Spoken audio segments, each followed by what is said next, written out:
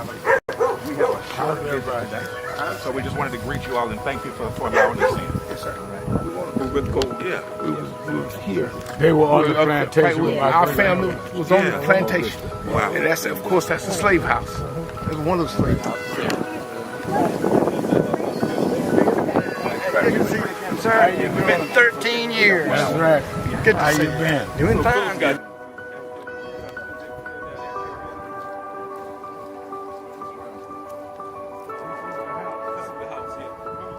Right, for last time. And we, Alexander Sharpton.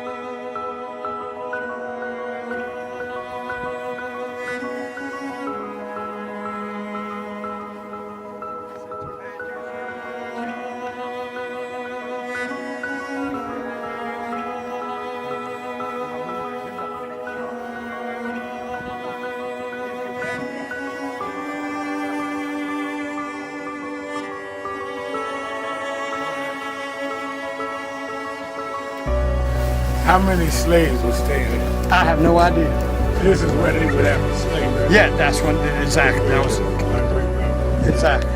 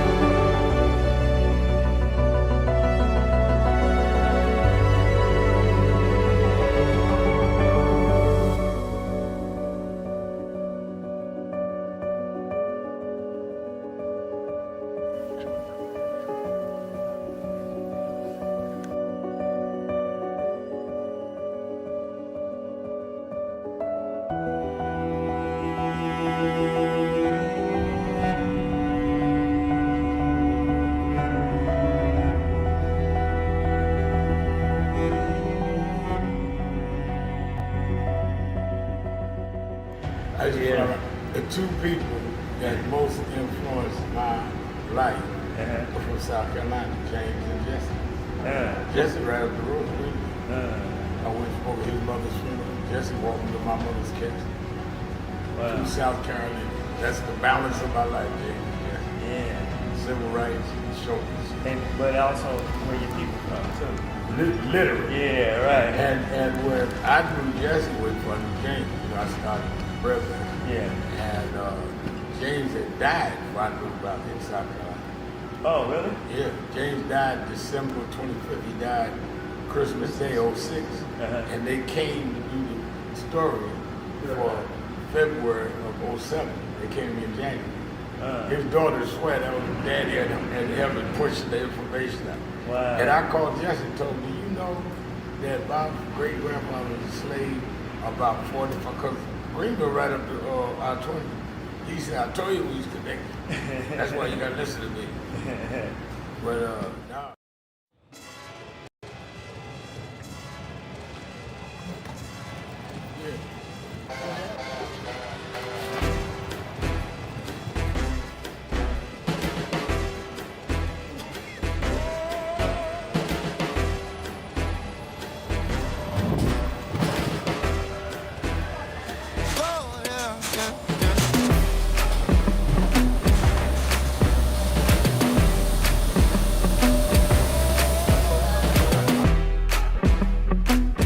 It's Tuesday,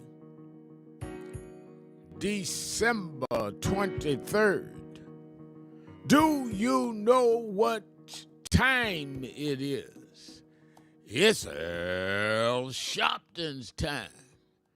And for the next 3 hours, it's time to put aside all pretenses, deception, denial, or fronting. The time has come to keep it real on Keeping It Real with Reverend Earl Sharpton. A very good afternoon to you all across the country. Good morning to our West Coast listeners. Welcome to those listening on Sirius XM Channel 126, The Urban View, where talk empowers and becomes action. I'm coming to you live from our National Action Network corporate headquarters in New York. And for the next 3 hours, you can call in and join the conversation. All you have to do is call me at 1-877-532-5797, 1-877-532-5797. Lot to talk about today. One of the things I want to ask you now, we're 2 days from Christmas, and whether you celebrate Christmas as a religious holiday, the birth of Christ, or whether you celebrate it as a family day where you reunite with family members, friends, Christmas dinner, Christmas gatherings, or whether you don't do it at all. I want you to call me and tell me how you celebrate Christmas and or not celebrate Christmas, and what is, if you do celebrate it, either secular or religious, what is the most memorable Christmas you've spent? And it's a difficult question and easy because I thought about it myself, and I could tell you right off the bat the Christmas seasons, Christmas days that I most remember and why. I want you to share that with the country today. 1-877-532-5797. Also, of course, we're going to be discussing the issues. It is interesting now that the Justice Department has now released a new batch of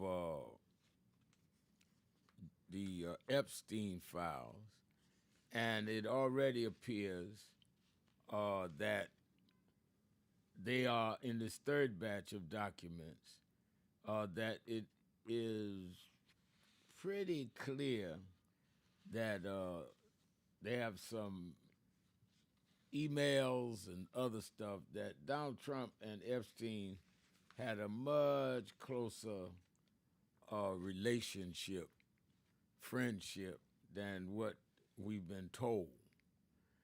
And that might be why Trump has been reluctant to get him out, because the more you get, the more he's looking like y'all were not just some social friends. We can talk about that. The whole thing of the Epstein files, aside from the fact that we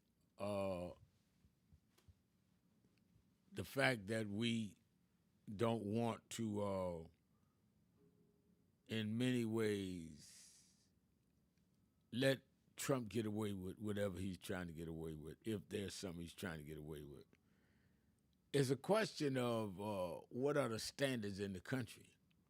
If you can have the commander-in-chief, head of the armed forces, president of the United States, have engaged in something questionable and cannot be held accountable, then all the question of law and accountability breaks down in the country.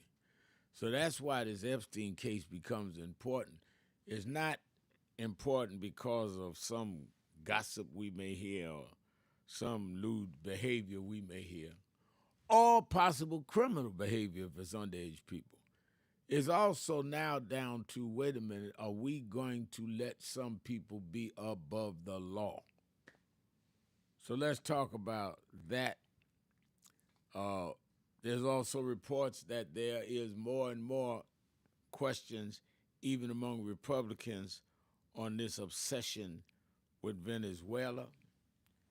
And, of course, there is the ongoing question about the economy. The economy spending went up, and the health of the economy looked all right until you get in the weeds and find out that the unemployment numbers are up, And even though you have the annual rate of the economy expanding to a strong 4.3, unemployment has gone up. Unemployment among blacks has gone up. And the economy is doing well for those at the top, not those at the bottom. So let's talk about all of this. And you can call in at 1-877-532-5797, 1-877-532-5797. Again, I want to know the Christmas you most remember. And do you celebrate Christmas for religious reasons, for socializing reasons, or both? And what's the Christmas you remember? And, of course, what you have to say about the Epstein files, what you have to say about the economy, or whatever else is on your mind and in your heart. I see Marteshism. I'm trying to get that name pronounced right because they're in our Memphis chapter, Nan, and I've got to get the pronunciation right. But she's saying from the Nan Greater Memphis chapter, good afternoon, Reverend Sharpton. Quote, "We are the change we have been waiting for. From the streets to the Senate, we rise up like phoenixes, like sphinxes," she says. I love it. About ACA subsidies extension, like sphinxes. I love it. I love it. Let's, I see Demetrius Jones saying, "Good day, Reverend Al. The Trump DOJ is breaking the law by not releasing the entire Epstein files. We, the people, need to start holding these people accountable." And I think there's no question about that, it was ordered by the Congress. It has not been lived up to. And absolutely right. Gizzy is missed. Says Nan, good afternoon. Could it be Trump wanted his name on a building because Obama now has the Obama Center now? Interesting question. Every former president gets a presidential library. Obama turned his into a center that's going to be, it's opening in parts, opening in full next spring. It's going to be interesting to see maybe Trump is reacting to all of that. He is that petty, that insecure. And the thing that is remarkable about that is that he has to know that as soon as the next president comes in, especially if it's a Democrat, they're going to change the name back to what Congress originally called it. If Congress hasn't gotten together and changed it back itself, Congress has said, I think it's Congresswoman Joyce Beatty has said that she's gone into court and say he can't change the name, and had a court rule because Congress is the only one that could change the Kennedy Center's name. And I think that that's going to be very interesting how that case goes down, because the courts have been lately ruling against Trump on a variety of issues, because he goes so far. It's hard for even his buddies on the court to go with him on everything. It's just unbelievably hard.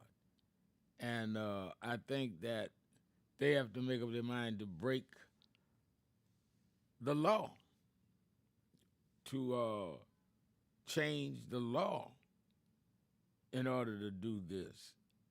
And I think that most of them do not. A judge sitting on the bench, let me put it this way. A judge sitting on a bench, having gone through all what he's gone through, why would he forfeit his reputation? Why would he make mockery of whatever process he went through to get to the bench for Trump? Now, he can do one or two things, but he knows something like this is going down in history. Why would you have your great grandchildren having to live under your name being disgraced. You can't want that if you have any self-respect at all. So I think when Congresswoman Joyce Beatty talks about going to the courts, you got a shot there because some of those judges say, wait a minute, I'm not getting out there and do nothing ridiculous in history. Who wants to be the judge that says you could change the name of the Kennedy Center to the Trump Kennedy Center, and you the judge in 5 years if the Democrats are back in the White House and people are looking at you like you are out of your mind? Let's talk about all this. A lot to talk about today. What's your most memorable Christmas? How do you celebrate Christmas? The Epstein files, and of course, the ACA. We didn't even bring that up, but ACA is about to expire. Affordable Care Act. A lot to talk about. I'm opening up the phones right after this break. Keeping it real. Sharpton. Be right back.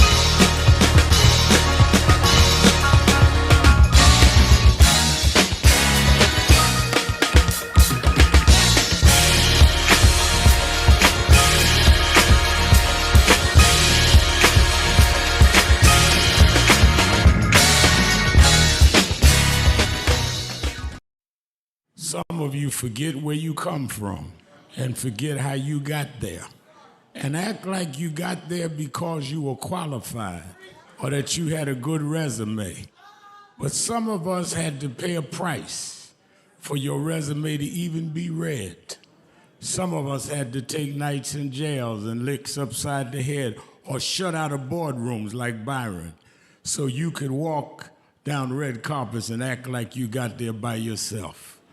So I received this award with a special place in my heart and on my shelf because I'm getting it from a freedom fighter who never forgot where he came from and how he got there.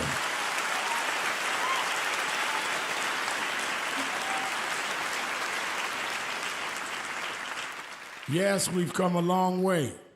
We've had now a black president and now a black vice president. But we still can get shot down and have to march to get a case in court. We still can get shut out of boardrooms. We're still doubly unemployed in a good economy. So we're going to have to keep marching.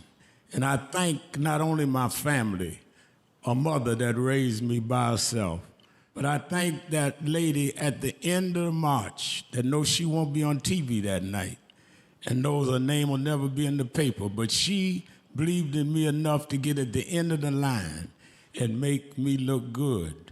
Because Dr. King used to say, if you call a march and no one shows up, you just going for a walk. And I want to thank those that marched with me. 32 years ago, here in Los Angeles, we marched. And then many years later, with George Floyd and others, we're still marching. And I'm going to keep marching. I'm going to keep agitating. And I'm going to keep going.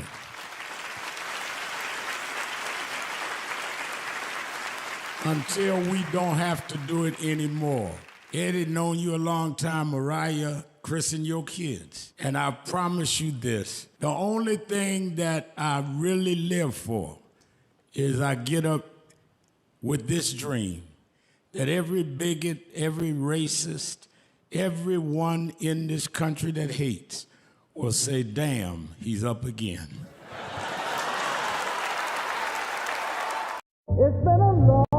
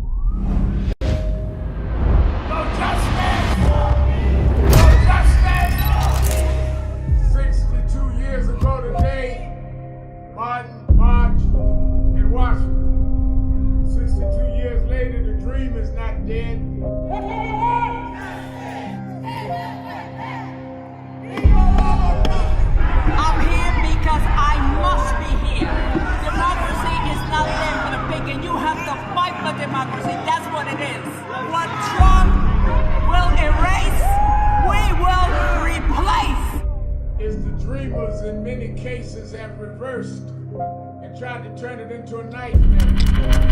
We come to Wall Street rather than Washington this year to let them know you can try to turn back the clock, but you can't turn back time. We gonna keep the dream alive on Wall Street.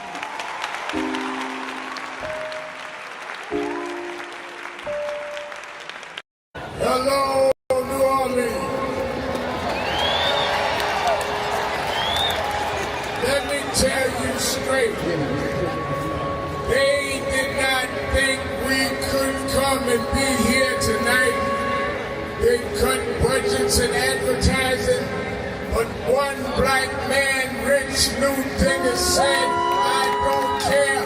My families come together every 4th of July weekend, and Essence will happen, because that's who we are.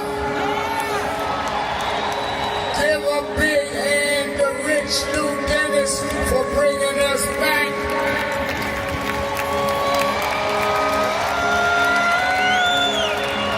Why do we come? Because the essence of who we are is essential to what made this nation. We built this nation. We made this nation. We created the essential dollars that this nation lives off of. We don't care what bill they pass. We will not back up.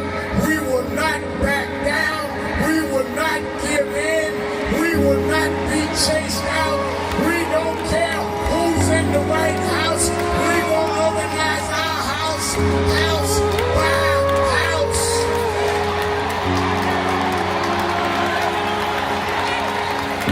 We came over the Middle Passage. We survived slavery. We survived Jim Crow. Don't you give up now. Don't you turn back now. Stand up, black man. Stand up, black woman. Reclaim your dignity. Reclaim your place. So we stand with the Black Global Black Economic Forum. We stand with Essence Magazine because that's who we are. So don't give in now. Yes, it's some rough days, but we've been through rougher days than this. Yes, Trump is a bad dude, but we beat badder dudes than Trump. So let's party with a purpose, because our rhythm and our music reminds us who we are. Because we can smile through our pain and organize for our gain. Let's stand up and let's celebrate who we are. Thank you, God bless you.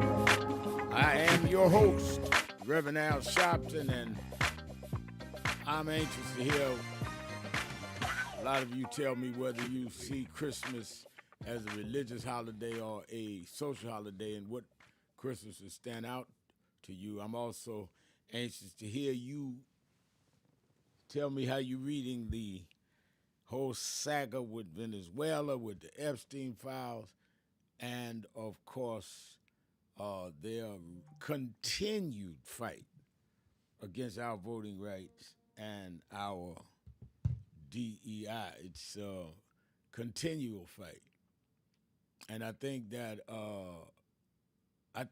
it is, in my opinion, very, very serious. I think that in many ways we divide ourselves more than we try to find some common ground.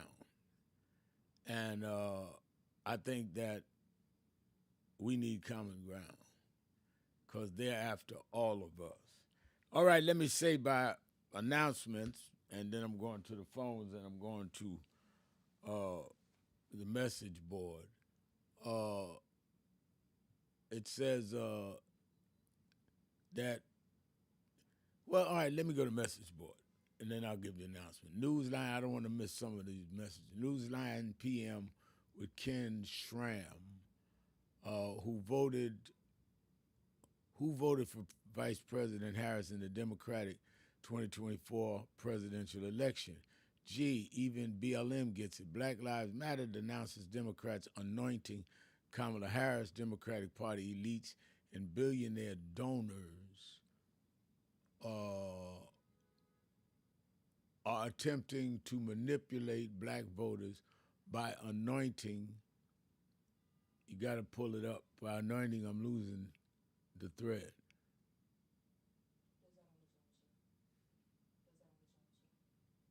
Okay, it's not on the thread? Okay, it cuts off. All right, I guess the gist of what he's saying is that there should have been Democratic primaries. And I would say that, Ken, that I think that given that they had, when Biden stepped aside, they had 107 days to go to the general election. Had they put in a primary, they would have had less than that, whether Kamala Harris was the candidate or someone else was the candidate. So let's say it took them a month, take away 30 days, you'd have gave whoever was the winner of the primary, you'd have gave them 60 days to try to beat Trump. I don't know that that was feasible. Plus, I would think that the primaries, if they had a primary when Biden stepped aside, I would predict, and no one knows for sure, but I would predict that Kamala Harris would have won the primaries, because if she was the vice president, it would have been assumed that if something had happened to the president, she would have taken office. Since he decided not to run, thank God nothing happened to him. Most people would have said she's the likely person. I think a lot of women and a lot of blacks would have felt, why are you going past the person that President Biden said ought to replace him? And we voted for Biden. So the billionaires and the elite, that's cute to say. In this case, it's right to say, I agree with it in many cases, but I don't think the billionaires and elite made this choice. So I'll agree to disagree with you on that one. Let's go to Daryl Prunty. He says on our message board, we're a winner. We're rolling on, sung by the Impressions back in the day, is still released today as we fight for justice, freedom, peace, and democracy today. I agree with that. I like to go back to some of those old songs, Daryl. I play when I work out in the morning. I work out about 5:30 in the morning, and I play different songs. The last few days I've been playing Ain't No Stopping Us Now, McFadden and Whitehead. And while I'm doing the elliptical and all, it gives me a lot of energy. Those songs had meaning to us. All right, by way of announcements, Politics Nation with Al Sharpton is going to be hot this week. A lot going on, not only the Epstein trial, but what's going on in terms of what we are seeing. Some of the members of the Black Caucus, some of our Congress people is going to be on. Congresswoman Beatty, I'm reaching out to about, she's suing to stop them from changing the Kennedy Center to the Trump Kennedy Center. Congresswoman McIver, who was arrested for going to the ICE, to the deportation center in her district in Newark, went back today. And we're going to be talking about all these issues. Don't miss Politics Nation with Al Sharpton Saturday at 5 p.m. Eastern. And then Sunday's the Revy Awards. Every end of the year I do the Revy Awards, Revy as in the Rev, where we give the best and the worst awards to the best and the worst political players of the year. We get dressed up and do it. A big awards show. The mayor's online, Rodney Jones, Mayor Rodney Jones of Queensbridge, says the Revy Awards with exclamation point. He loves the Revy Awards. 15th year of us doing it. You don't want to miss that Sunday at 5. So Saturday and Sunday at 5 p.m. Eastern Time, our regular show Saturday with a lot of our congressional people, and I think we have a governor. So, and then on Sunday, the Revy Awards. And on Christmas Day, day after tomorrow, we're at the House of Justice all day serving the elderly and the homeless, people that don't have a family to eat Christmas dinner with, whether you believe in it as a religious holiday or as a social holiday. If you have an hour, 2 hours to come and help serve the food and give toys to the youngsters that maybe don't get a toy anywhere else, come and be with us if you're in the tri-state area at the House of Justice in Harlem, 145th Street and Lenox Avenue in the village of Harlem. Starting at 11 o'clock, I'll be there all day. That's where we have our family meal, toys at the House of Justice. For you that want to volunteer and say, look, I'm going to be there, hold me a slot to serve, hold me a slot to help give out some of the toys, you can call right now, 1-877-626-4651, 1-877-626-4651, or you can go to www.nationalactionnetwork.net, www.nationalactionnetwork.net. They gave away toys yesterday at our Atlanta National Action Network office. I believe several chapters are doing it. Go right on nationalactionnetwork.net, and you can see it all. And then I'm right back there Saturday for the Saturday Action Rally. Let's take a break. Be right back. Keeping it real. Sharpton. Be right back. Keeping it real. Diabetes, high So blood who is Al Sharpton anyway? Who is this 33-year-old preacher without a church? A number of black New Yorkers as well. He is little more than a pudgy exhibitionist who can be counted on to show up, bullhorn in hand, at every racial incident.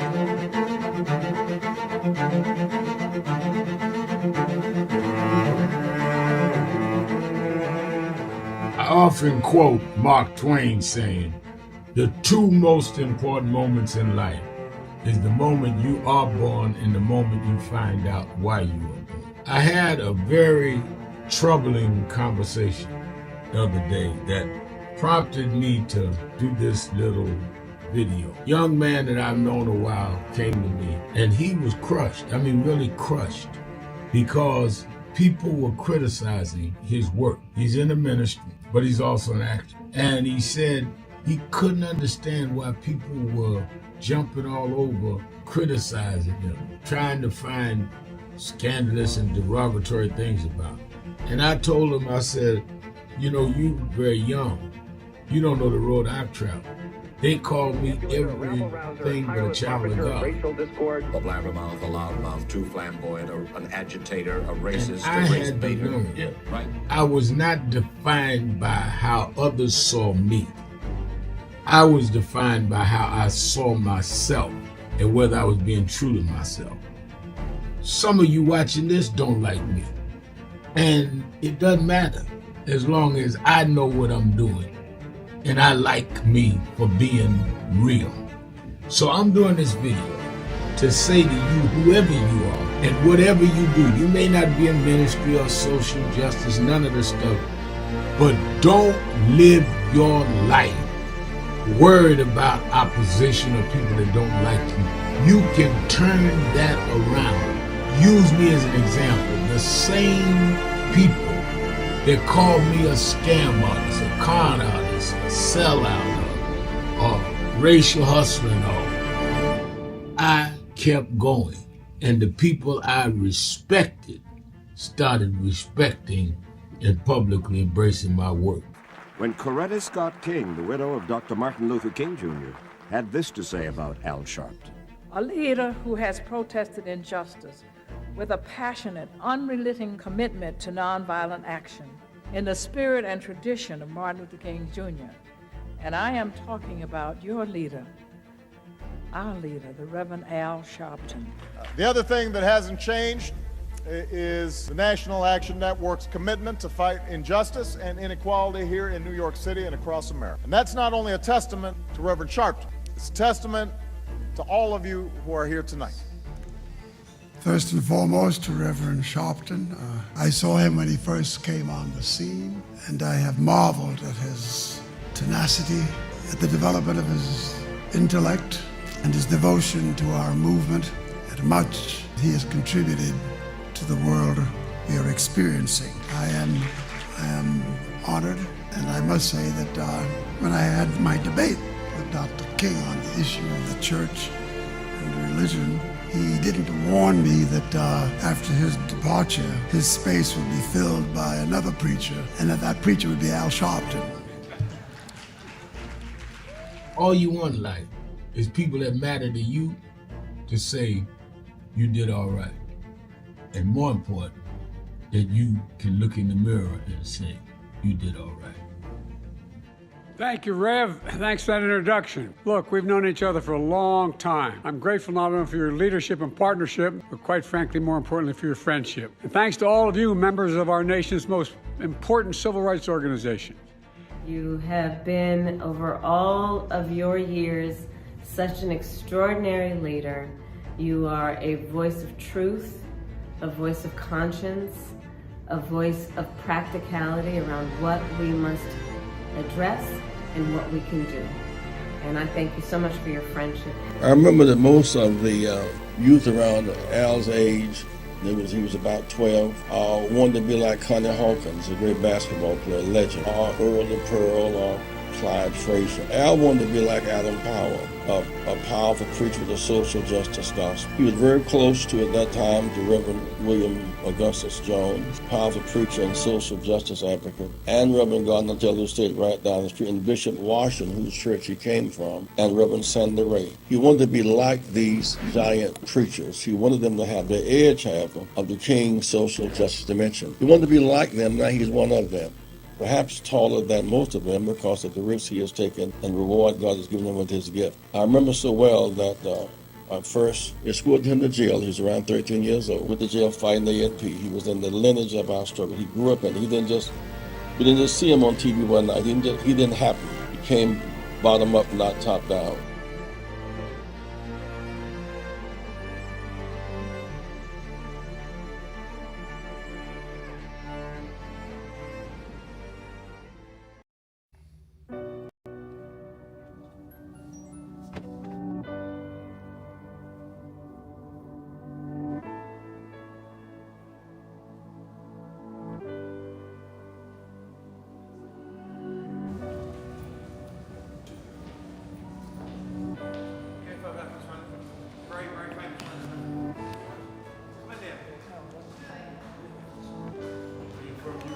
In London, yeah. We've got many problems there.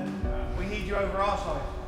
Yeah, you're invited anytime, please. Whenever you want to come. There we go. Guys! What's up, Doc?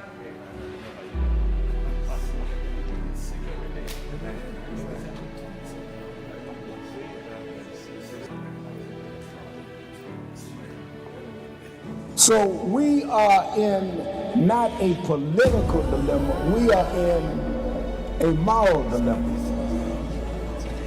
And if the black church does not come with a prophetic voice, then who's going to do it? We can go through all the data, all the statistics, all we're going through in the workshops, but the question is, where is the action going to be? We all believe in Jesus. Jesus didn't teach theology, he healed people. And they learned the nature of the theology based on his healing. We've got to heal this nation. And if we heal this nation, the nation will return to our churches. But we Keep it become real. silent Keep and it real. compromise. I'm your host, And we try to Reverend Al blame it on Sharpton, I'm and we're not in back. 1-877-532-5797. 1-877-532-5797. Or you can go to the message board at nationalactionnetwork.org. Net. Tanya Stovall's on the board saying, Ken Shrem, sorry, but you are wrong. Well, I guess this is the guy that put on the message board that we should have had a primary when Biden stepped aside, that the billionaires and the elites chose Kamala Harris. So I guess she's addressing him. I don't know who he is. I'm just reading what he said, and this is her response.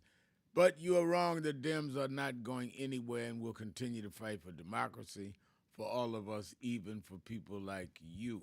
Well, I think, it's a discussion, a debate. For those that think there should have been a primary to decide who was going to be the candidate for the Democratic Party once Joe Biden had decided to step aside, I'd like them to tell me then what date should we have had those primaries? When you only had 107 days left, how are we going to have the primaries? What states, what dates? And tell me what candidate you think would have won the primaries over Kamala Harris to be the candidate in the first place. So rather than getting the back and forth and a bunch of name calling and all of that, which sometimes people do, let's see how practical your recommendation is. And say we could have the primary in these states by these dates, and I think these candidates would have been the winners. Or this candidate would have been the winner. Let's see how serious you are. Let's go to the phones. Let's start with Demetrius in Cleveland, Ohio, WERE. Hey, thank you, Reverend Sharpton. Yeah, I just want to speak. It's saying, Donald Trump want to start a whole new fleet of warships. The ships he want to build. One of the generals who retired, he said the ships wouldn't be any good because they'd be too large, to counter the more swift ships being built by China and the Soviet Union and other countries. To me, that just go to show, Donald Trump is looking at something built on a grandiosity scale just to make him look outstanding. He want to name different cities after himself. It's, in a way, he just trying to step up as a dictator. You have cities in the Soviet Union used to be named after Stalin. You had Johannesburg in South Africa named after someone who colonized South Africa. So it points to the fact that it says reach to want to be a dictator and have that false dream. And also we want to build those ships. That's a waste of American tax money because the ships won't be in any good. And the military already have exorbitant more amount of money that's going to the new budget. Next month we're taking away from other programs. And also, when it comes to Christmas, I look at Christmas as a religious holiday for most of all, because it is the day that Jesus was born, but also as a teaching holiday that we can use as a social instrument as well, because when Jesus was born, he was hunted down by Herod. Now he didn't do anything; he was a baby. Yet because of his potential, and Herod knew the scriptures that someone was going to be born that's going to deliver people from out of bondage. He felt the threat. You have the same way today in society. You have some people, who have the potential, to help change society, and you have those in the world, even in the country, who knows that, and they try to oppress certain people, certain group of people, certain individuals, and they might not, be really a threat, socially, but because of their potential, so that's why it's very important. We have to protect, the youth, have to protect the elders, because their knowledge is important and their potential is important. Because that's why looking back over the years, why they didn't want women to read, they didn't want black people to read, have no education because of their potential. They used whatever force they could to prevent them from reaching their potential. And what they're doing today, I believe, they cutting a lot of Medicaid and changing some of the curriculum in education because they know the potential and possibility that people can move up society economically and socially. But No, I think you're right. And see, one of the things that's why I love a lot of the people on our that call in and some that on our message board is that they, I think that the right and the left wants to not deal with us having the right to think and to calculate and measure things for ourselves. And I'm not going to have Trump or nobody on the far left start talking to me like I'm a little boy. No, we're going to have a civilized conversation, or we're not going to converse at all. And we're going to talk about the issues as it pertains to our mutual benefit, or we're not going to have a conversation at all. But I think that we get it tripped up where we think that everybody on the far right or the far left, that whoever makes the most noise, that's who we better go with. No, we better go with who's going to do something that's in our best interest. That's true. I agree. Because when it comes to even choosing a candidate, a candidate has to be chosen. That he has to be far left or far right, but someone who's going to stand up, for economic justice and political justice, and also even criminal justice for all Americans. Right. Even immigrants. Because it's not about being too liberal or being too conservative. It's about treating people as a human, make sure they have enough food, make sure they're making enough money on their jobs, and they're getting a proper education, they're getting a proper health care, and not take advantage of other countries. Because, like I say, when it comes to Venezuela, now the Soviet Union said that they bagged Maduro all the way. So it could be a conflict there if any move, by Donald Trump on Venezuela militarily. Soviet Union all said yesterday that they bagged the regime in Venezuela. So they can make a move there to say, we're going to supply arms, we're going to send ships to the Caribbean Sea. And it affects Cuba as well, because Cuba get some of their oil from Venezuela. And their economy will suffer, so Cuba might get involved. So that's, I believe, this administration, it's more of an ego, it's more about a heavy hand that the United States, under him, under his administration, if they can do what they want to as a whole, they don't think of the consequences later on. Yet innocent people will suffer and people will die. Just by the rhetoric or sometimes by the acts that's being done when it comes to cutting an Affordable Care Act. A lot of people is going to suffer. Cutting out the Medicaid and cutting out education. A lot of people is going to suffer. Can't just be a one-way street, because innocent people are going to not have health care, and people not going to have a well-rounded education. Innocent people are being shipped overseas who come here from other countries. Instead of being sent back to their own country, they sent to Africa or some other nation in South America. And all that doing just bringing more, hatred towards the American citizen, innocent American citizens, because these people who being shipped to the other countries, their families, they hold that memory in their mind. That would cause a lot of conflict in the Middle East, the Palestinians, would cause a lot of problems in Syria and Iraq, where you have ISIS.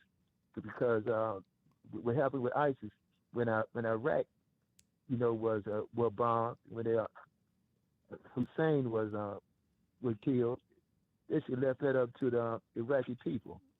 If they didn't kill Hussein, ISIS would never rose, because ISIS members really came from the Hussein army that was torn apart. But if they would have had their own judgment with Hussein, they wouldn't have that splendid army of being a people. But because the United States stepped in and other countries, ISIS was developed and still paying the consequences because of that move. So they can't do anything just out of greed for resources, or just out of reaction. You have to think ahead. The other people, they think about how they've been oppressed, and they take out their revenge on innocent citizens. Have anything to do with it. Okay, thank you. All right, thank you for your call. Happy holiday to you. On our message board, Evangelist Ramsey, one of our outstanding activists. She posts, today, Nan family, stand still and know who God is for yourself. Do you know him? Get a personal relationship today. Ask him to come into your heart right where you are. Ask for forgiveness for everything you done. Repent, then accept him as yours. All right, that's a message from Evangelist Ramsey on our board. Let's go to Khadijah in Tampa, Florida. Khadijah? Is Khadijah there? Hello? Yes. Good afternoon, Reverend L. Sharpton. Good afternoon. I should have took us on break, sir. Wait a minute. Hold 1 minute, Khadijah. I got to take my break. I'm out of time. I'll come right back to you. We'll be right back. Okay, Keeping it real. Sharpton. Be right back. Thing past hope. Because, I grew up, like I said, single mama on welfare. And my mother told me there's a part in life that hope's gonna run out. But she told me you got a double barrel in your engine. I said, what is that? She said, you can switch from hope to faith. Faith is a little deeper than hope. Bishop Hilly is here. Faith is when hope runs out. Faith is the substance of things. Hope for the evidence of things not seen. Faith is when we were emancipated after 246 years of slavery and walked off the plantations with no education, no money, no future. And we built black churches and black colleges and black fraternities. We had faith. Faith made us stand up to the most powerful nation in the world and turn it around. Faith means we went from the back of the bus to the front of the White House. We've come this far by faith, leaning on the Lord, trusting in his holy word. He never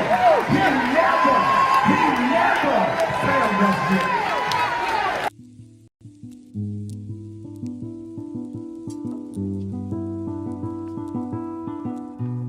I had a thought this morning that I want to share with you about mentorship. I am able to do a lot of what I do because I had great mentors. But there are correct ways and incorrect ways to mentor people, in my opinion. I was mentored as a boy preacher by Bishop F.D. Washington, one of the great Pentecostal preachers of his time. Then Reverend William Jones became my pastor after Bishop Washington died, who was unquestionably in the top 5 black church ministers, theologians. Reverend Jesse Jackson, who I started my activism under his leadership, he and Reverend Jones. And I learned politics directly as a youth director from Shirley Chisholm. So even though I didn't finish college, I had the most unique education in the world from being exposed to giants. But the one thing I learned is as I grew older and people started coming younger than me and wanted me to teach and mentor them, the magic of the mentors I had is they did not want me to be their clone. They wanted me to learn things from them and use my own gifts and talent in my own unique way and let me do things on my own, because they knew that if I flopped in some things, it would teach me for the other things. They'll come and help me once I was down, but they were not going to have me avoid being down. And they were not going to impose themselves on me. Why am I saying that? Because too many mentors want clones, and too many mentees want their mentors to put them on a pedestal oh, so-and-so didn't do this for me. Oh, so-and-so didn't open doors for me. If they gotta open doors for you, it may mean that they knew you weren't ready to go through those doors. Their job is to prepare you. Your job is to develop your own skills, your own unique ways. And I don't care if it's my daughters who both have come into their home or anyone else. I'm not a talent agent. I did not form National Action Network to give people their step up. I formed it to fight for justice for everybody. If talented people get in, it's my job to invest and give them a platform. It's their job to get on the platform and perform and show their ability. Sitting with me today in the office as I talk about is one of my mentees, Reverend Stephen Marshall. Now, Stephen, you just came around us when you were how old? 11 years old. 11 years old. You just turned 40 and now you're called to the ministry? Yes, sir. And what do you do in National Action Network? I formulate policies, lead in various regions, but most importantly, I senior advisor to you on all things from social justice strategies, politics, intergovernmental affairs, you name it, community organizing, all of that stuff. And I could go through scores of others. My daughter started Huddle. They got Huddles now, which is for young people to meet once a week all over the country. I just saw the video from the Las Vegas National Action Network chapter. Now, when you decided to preach, did I ever tell you to become a preacher? Not one time. Who called you to preach? The Lord. All right. And did I say go to this school or that school? No, sir. Did I open this door, that door? Did I tell you be ready when the door's open? Always be ready and prepared. And that's what I'm saying. Get you some young people than you that you can help along the way. But don't be their talent agent. Their talent must speak for themselves. And anybody that grumbles with you about so-and-so didn't do something for them, maybe it's because they didn't feel you were ready or that they felt if they did it, you wouldn't do it on your own. But we all don't live forever. I want the next generation to speak of me, of National Action Network, and others, the way I speak of Reverend Jones and Bishop Washington and Shirley Chisholm and Reverend Jackson. But I just don't want young people to feel that somebody ought to give them the reins of leadership or give them the reins of business or whatever it is you're in. You need to learn from their journey, get the pearls of wisdom from them, but don't have them do for you, because then it means you can't do it for yourself.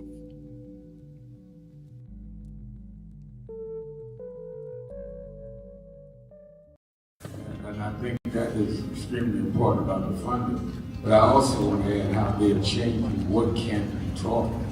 You have states outright saying you can't teach Black history and you can't teach certain other histories and the curriculum. You have this administration that is literally taking out exhibits from the Smithsonian. So we have not only an education problem in terms of resources, we have an education problem in terms of curriculum and what people are being taught. So I have one grandchild, 6-year-old. When he gets to high school, it may be just against the law for him to learn about certain parts of American history, which includes Black. We want to talk about slavery. We want to talk about the good side of America. Well, what does that mean? That's not history. Everything was not good.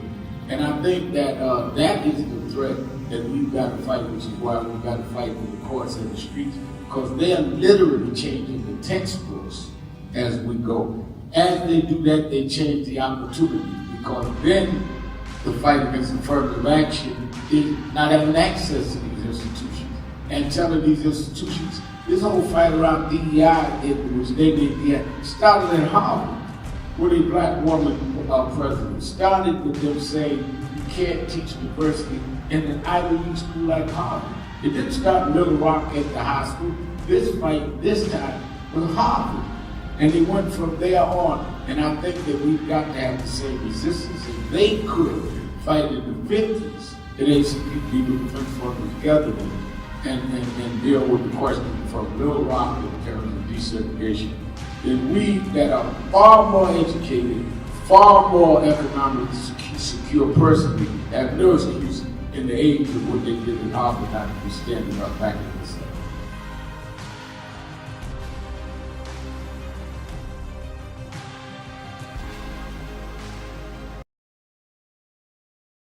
Joining James Brown, Muhammad Ali, and myself now from New York City is the Reverend Al Sharpton. And Mr. Brown, James, I'd like to ask you about this young man, how you came to meet him, and what the National Youth Movement, which he represents, is all about. Tell me something about that. Teaching young kids the right way to go, and the things to be involved in education. Don't be a dropout, which is one thing I'm very much behind. Unless kids have guidance, they have no place to go. And the idea is to try to mold them. I mean, we think of anything, we think of it as a baby. And what we mold them to be is what it will be later on. He used to stand at my back door, and he believed in what I said, the Don't Be a Dropout program, and the fact of helping kids and giving them the right idol and the right image to go with, cleaning, grooming, and wanting to work, wanting to be something. I started as a kid, a juvenile delinquent, and everything. Had no model. And I was able to be a model for a young man like this. And what he turned out to be, he's a minister, and he preaches the right thing, and I'm for him 1,000%. I'm for everything he's about. Mr. Sharpton, how national right now is the National Youth Movement? Is it something new? Has it been going on for a while? Do you have a stated number of members? Tell me something about it. Well, we don't really get into a numbers game, because that's been a trick that has been played for the last 20 years. What we're basically interested in doing is saying to young people of impoverished backgrounds that there are people like a Muhammad Ali and a James Brown that represents hope to us. Because these people, despite all of the social odds, despite the unemployment statistics, despite the lack of education in their day, were able to grow and be something that we can be proud of. A man like me didn't have a father at home, but I had a James Brown to look up to and would want to sing and dance like him, or Muhammad Ali, who I saw stand up and give away millions of dollars of stamps to the government so that I would have a right to come 10 or 20 years later and try to fight for my kids. So what we're saying is there are symbols and images that kids can look up to and not have to throw a brick through a window, but that can work by the sweat of their brow and succeed, just like these two gentlemen did. But considering the numbers of young kids today, and Rev, there are hundreds of thousands or tens of thousands of kids who really are in hopeless and desperate situations, is it enough to just offer them an example? Not hopeless. Well, let's say to them 10, 11, 12-year-old kids, Jim. I am your host, It's never hopeless. Reverend Al Sharpton, and we're back. 1-877-532-5797. 1-877-532-5797, or go to our message board at www.nationalactionnetwork.net. Go to live stream. Let's go back to Khadidra in Tampa, Florida. Khadidra. Thank you. I want to say that it's a pleasure and an honor to call you up on the telephone and talk to you. Well, thank you. And you're so welcome. And that I wanted to say about Christmas, I celebrate Christmas because it holds a special place in my life and my family's life. And also I wanted to talk about some things about President Trump and the things that are circulating and things like that.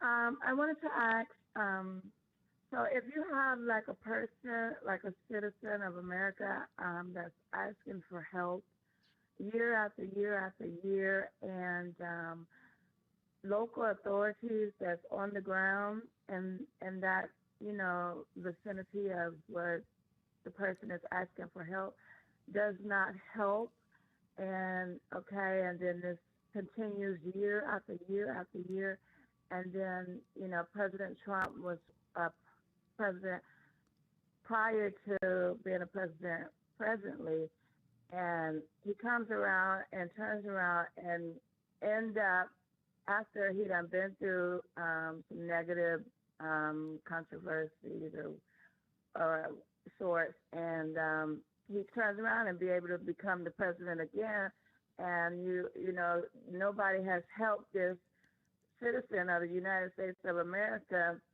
and although you have had the first black president, which is President Barack Obama,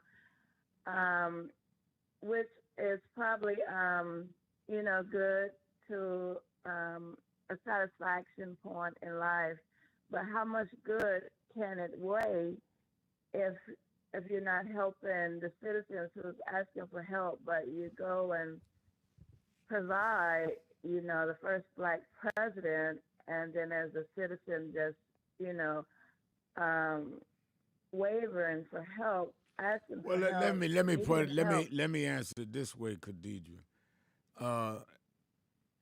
I've been out here a long time. Thank you for your call, first of all. And everybody that is asking for help does not mean that what they're asking for help for is legitimate or possible. Many that are asking for help need help. And there are groups out there like National Action Network that we try to help them. But some people come and ask us to do things that just can't be done because there's some things that are not all the way that they are thinking or saying that it should be. So I think that I'm and again I don't know what citizen you're referring to. You can tell that citizen to call us at 646. It's me. Well, you can call us at 877-626-4651. But let me guarantee you that we would look into it. But if we can't help it isn't like we don't want to help, is that we can't help. Because if somebody calls me and say that I want to do A, B, C, D because they lied on me and you can't prove the lie, you can't say the group didn't help you, is that you couldn't prove the lie. Or if there's somebody could say, I've been trying to get help and this is something very clear, and we say, wait a minute, that's clear, we can help you. So call 877-626-4651, and they can, and you tell them you talked to me on the radio, and let's see if we can help you. But thank you for your call. So a lot of people feel defensive if people say, oh, I called y'all and you wouldn't help me. You ought to be defensive because what you're saying can't be done. And people ought to be straight with you saying, no, I cannot give you the lotto number or whatever it is that is beyond bounds. But if it is feasible and possible, then we got groups that'll help you. National Action Network's one of them. When you refer to President Obama, to think the President of the United States is going to handle personal help is a little naive. So obviously, there are agencies that should be helpful. And again, I don't downplay people needing help. That's why we started a NAN. But I also don't downplay a lot of people have unrealistic expectations. And I'm one of the folks that don't mind saying that is not realistic. All right, let's go to Mrs. Alston in Dallas, Texas. Ms. Alston. Oh, Miss Allison, I'm sorry, Miss Allison. Hey. Hey. How are you? I'm doing well. How are you? I'm okay. Who am I speaking with? You're on the air with Ralph Sharpton. Miss Al Sharp. My father's name was Reverend Gene West in the West Dallas District. Well, his name is Reverend Gene West, but he was on Minister Allowance in West Dallas. He has deceased. I'm over here off of Buckner and St. Augustine and Bruton. And somehow I'm being violated in my house with the STEM. I think somebody had duplicated the technology, and looking in my house or speaking through my walls, I have posted it so much because I had to prove it. I used to stay on 3034 1 Avenue. And wait. I don't want you to give addresses over there and then people really harass you. Pick her up and get this information to me. But I stayed in a house over there in South Dallas. And all of a sudden... Dallas. I got it. Pick up the and get her information, because I don't want her to give addresses and open her up to danger. And get that information to us. Let's see what she's talking about. Thank you for your call. Let's go to Al in Atlanta, Georgia. Al. Morning. Morning. Hello, Reverend. How you doing today? I'm doing very well. How are you? I'll live till I die. I just wanted to point out two important issues on Christmas and politics and the black culture, most of which most people already know. And that is number one, when we stand in front of the Christmas tree on Christmas morning, we should say a prayer. Lord Jesus, thank you for this day that we celebrate as your birthday, if it is the right one or not. We weren't there when you were born, but we trust the scriptures. Also, to honor you, we're not going to get drunk. We're going to do anything stupid. We're not going to a strip club. We're going to do something good for the people of our community in your name. And the second thing is we need to improve, start improving or modernizing the black culture. You go into some political offices, you see they're still using equipment from way back in the 80s or the 90s. Some of the computers are 20 years old. We need to modernize. We need to get with the times and figure out what we need to do to remain current in every aspect of life and not fall behind. I think that's very wise advice. Thank you for that. I think you're right. I think a lot of us, let me tell you, if we're going to relate to younger folks in our own families, we need to update ourselves in terms of what is the technology, update what we do. Young people talk about TikTok, talk about other forms of social media. Well, that's not wise to say, well, I'm not into that. Well, if the next generation or the generations behind that generation are communicating that way, you ought to be familiar with it. And just like your parents, mine may not have been with certain telephones or certain fax machines. Things progress. We need to stay current. Absolutely, I think that's wisdom. And there's nothing smart about not growing and not adapting. Adapting to your times, adapting to the given technologies, to where at least you have knowledge of it even if you don't use it, does not make you one that has sold out your principles. It means that you are efficient in what's available for you in the given period and era that you live in. That's all. So I'm on Instagram, I'm on TikTok, I'm on Facebook, I'm on all those social media things, and I'm on television, and I'm on radio, and I'm saying the same thing I said 40 years ago on each of them. Nothing changed. They did the documentary on me, 2-3 years ago, Loudmouth. I said no justice, no peace then, and they showed that when I was 16. I'm saying it now. So don't be afraid to update and upgrade what you're using and what is available to you, thinking that's selling out. No, that is giving you the ability to communicate and to be on point with the same basic messages. I think that's very wise what Al said. Let's take a break. We'll be right back. More of you on the phones, 1-877-532-5797, 1-877-532-5797. Sharpton, keeping it real. Be right back. Democratic presidential candidate, Reverend Al Sharpton.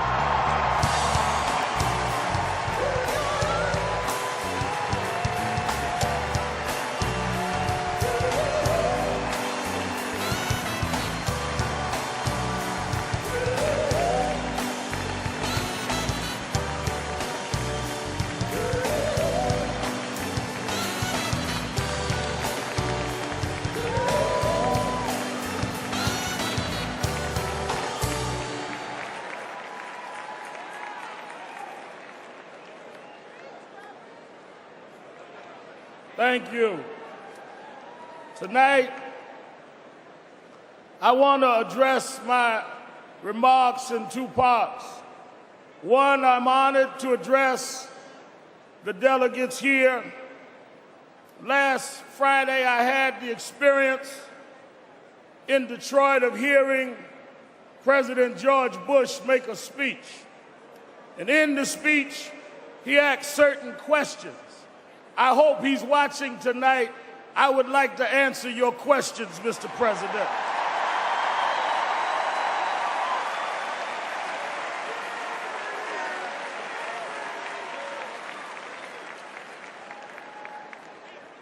To our chairman, our delegates, and all that are assembled, we're honored and glad to be here tonight. I'm glad to be joined by supporters and friends from around the country. I'm glad to be joined by my family, Kathy, Dominique, who will be 18, and Ashley. We are here 282 years after, right here in Boston, we fought to establish the freedoms of America. The first person to die in the Revolutionary War is buried not far from here, a black man from Barbados named Crispus Attucks. 40 years ago, in 1964, Fannie Lou Hamer and the Mississippi Freedom Democratic Party stood at the Democratic Convention in Atlantic City, fighting to preserve voting rights for all Americans and all Democrats regardless of race or gender. Hamer's stand inspired Dr. King's March in Selma, which brought about the Voting Rights Act of 1965. 20 years ago, Reverend Jesse Jackson stood at the Democratic National Convention in San Francisco, again appealing to preserve those freedoms. Tonight, we stand with those freedoms at risk and our security as citizens in question. I have come here tonight to say the only choice we have to preserve our freedom at this point in history is to elect John Kerry, the President of the United States.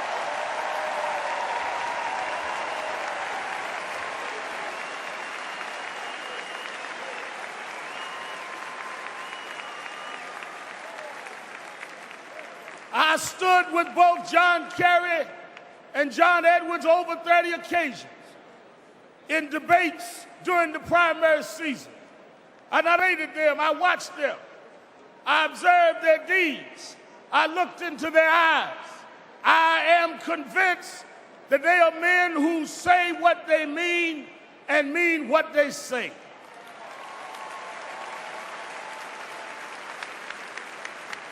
I am also convinced that at a time when a vicious spirit in the body politic of this country that attempts to undermine America's freedoms, our civil rights, our civil liberties, we must leave this city and go forth and organize this nation for victory for our party and John Kerry and John Edwards in November.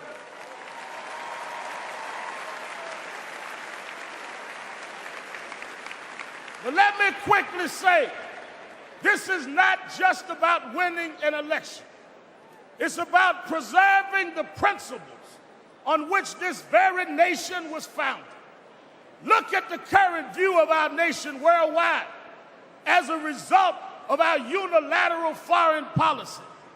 We went from unprecedented international support and solidarity on September 12, 2001, to hostility and hatred as we stand here tonight.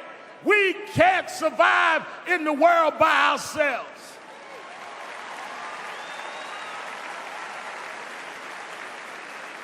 How did we squander this opportunity to unite the world for democracy and to commit to the global fight against hunger and disease?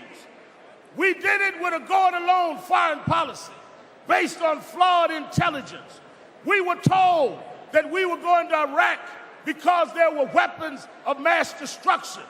We lost hundreds of soldiers. We spent $200 billion at a time we had record state deficits. And when it became clear that there were no weapons, they changed the premise for the war and said, no, we went because of other reasons. If I told you tonight to let's leave the fleet center, we're in danger. And when you get outside, you ask me, Reverend Al, what is the danger? And I say it don't matter, we just needed some fresh air. I have misled you, and we were misled.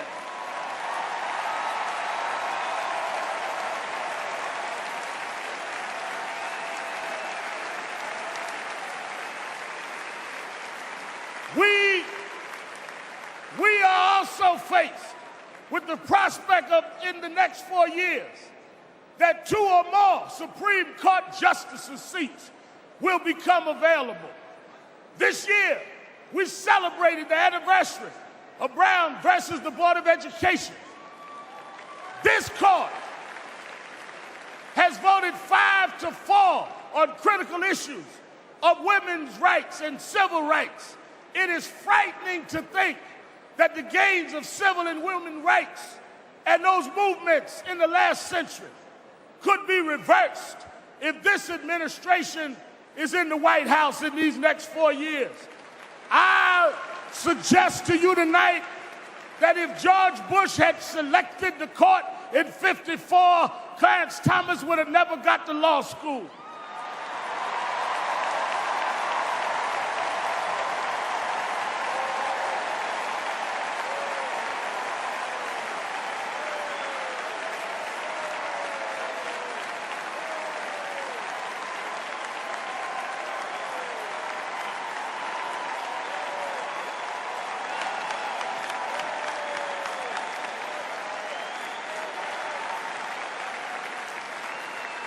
This is not about a party. This is about living up to the promise of America. The promise of America says we will guarantee quality education for all children and not spend more money on metal detectors than computers in our schools. The promise of America guarantees health care for all of its citizens and doesn't force seniors to travel to Canada to buy prescription drugs they can't afford here at home. The promise of America provides that those who work in our healthcare system can afford to be hospitalized in the very beds they clean up every day. The promise of America is that government does not seek to regulate your behavior in the bedroom, but to guarantee your right to provide food in the kitchen.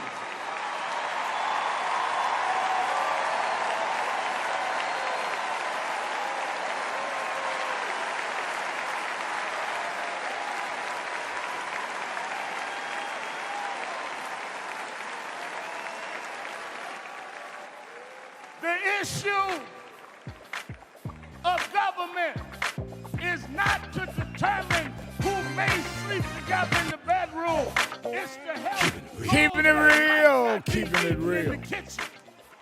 I am your host, Reverend Al Sharpton, and we're back 1-877-532-5797, 1-877-532-5797, and we are taking your calls as well as your messages at the message board, which is, of course, on nationalactionnetwork.net, www.nationalactionnetwork.net.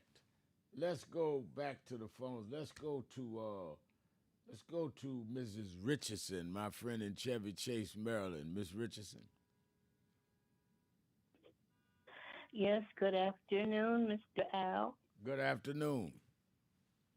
I should say Rev Al. You're the top Rev. What am I doing? Yeah, Rev, you're the ultimate Reverend, I'm telling you. But you know, Rev, there's 2 things I want to bring up, and then I'll get off quick as I can because I know you have other folks. You know, Donald Trump is lying to the hilt when he says he did not know any connection about Epstein, his behavior, and with these minor girls. Because, you know, women have a way of hating each other. You know, we should have sisters lined up on the phones talking about how these men will molest these young girls. And I'm not talking about a specific color. You know, there are white men, black men, pink men, green men. I'm not discriminating any men because, you know, a large portion of them, that's what they do. They will exploit these young girls. And a lot of these men are married, white, black, polka dot, and green. But I'm saying that's the reality of life, you know. And when you get a certain age, you should be on to some things, what even the media or the system is trying to do. Because, see, Rep, the system is run by people, right? Like, Right. am I right that That's the right. system is run by people? That's right. It's not the system. I mean, we can't blame the system. You know, if we have an atomic bomb go off, it's not the bum's fault. It's who's at the back of the bum, right, Rev? That's right. So what I'm saying is that people have so much hypocrisy with religion, even when they're saying they're so into their religions and their gods. And I'm not discriminating about nobody because I tell it like I see it. And when you see people on a daily basis, they're basically doing the same negative things. I don't see anything Jesus Christ like they're doing out here. I mean, of course, we have people that are Jesus Christ, but they're so isolated from the of the norm of what you see on commonplace America.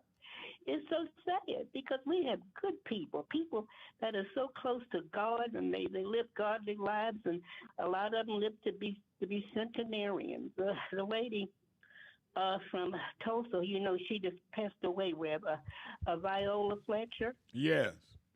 Yeah. Yeah, Reb, she was 111. Yeah.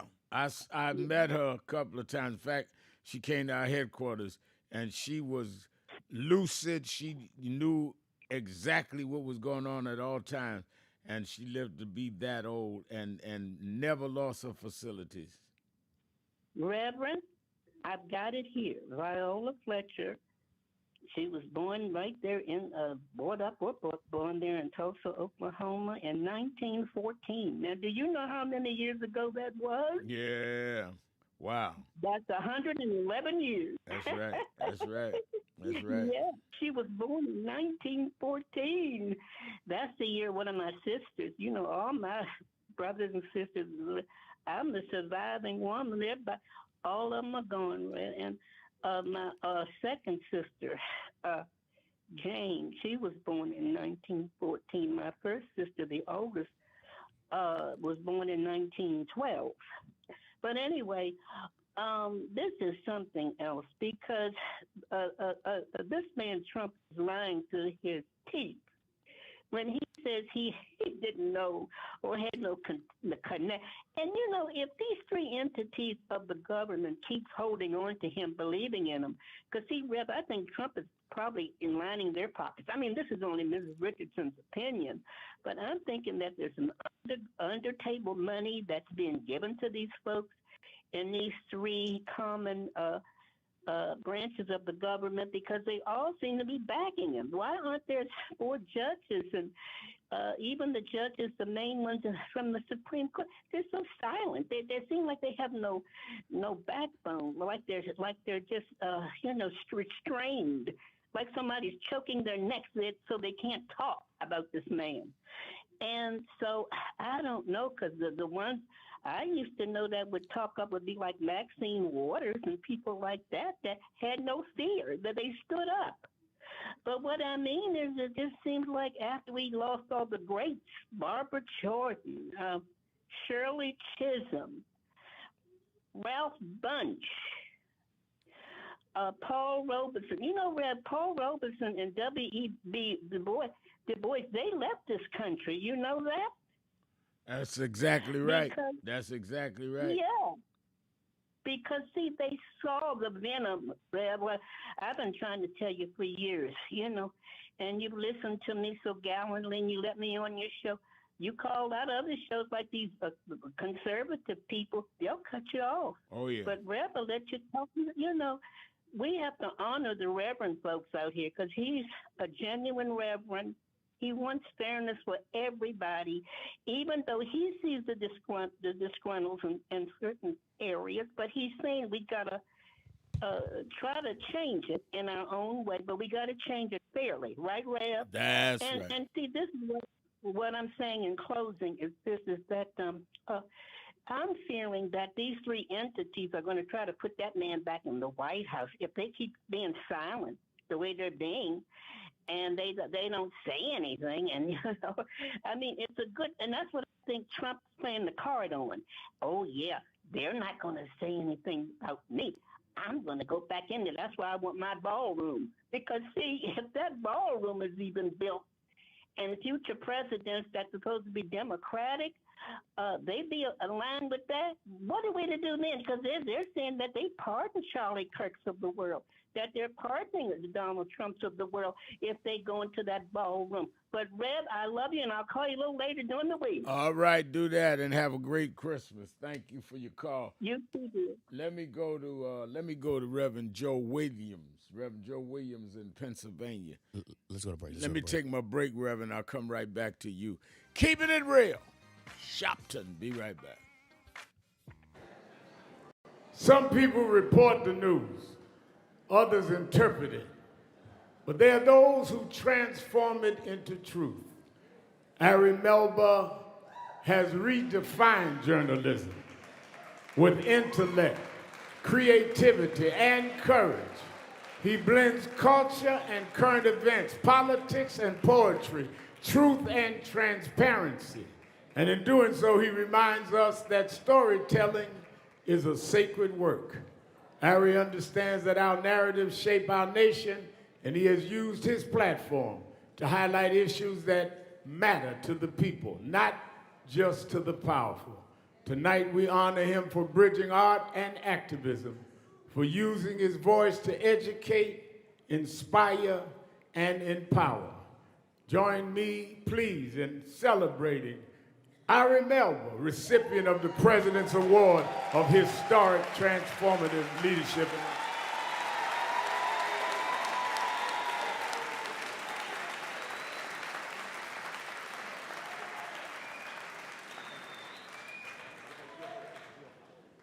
Good evening. Thanks for having me. How are you guys doing?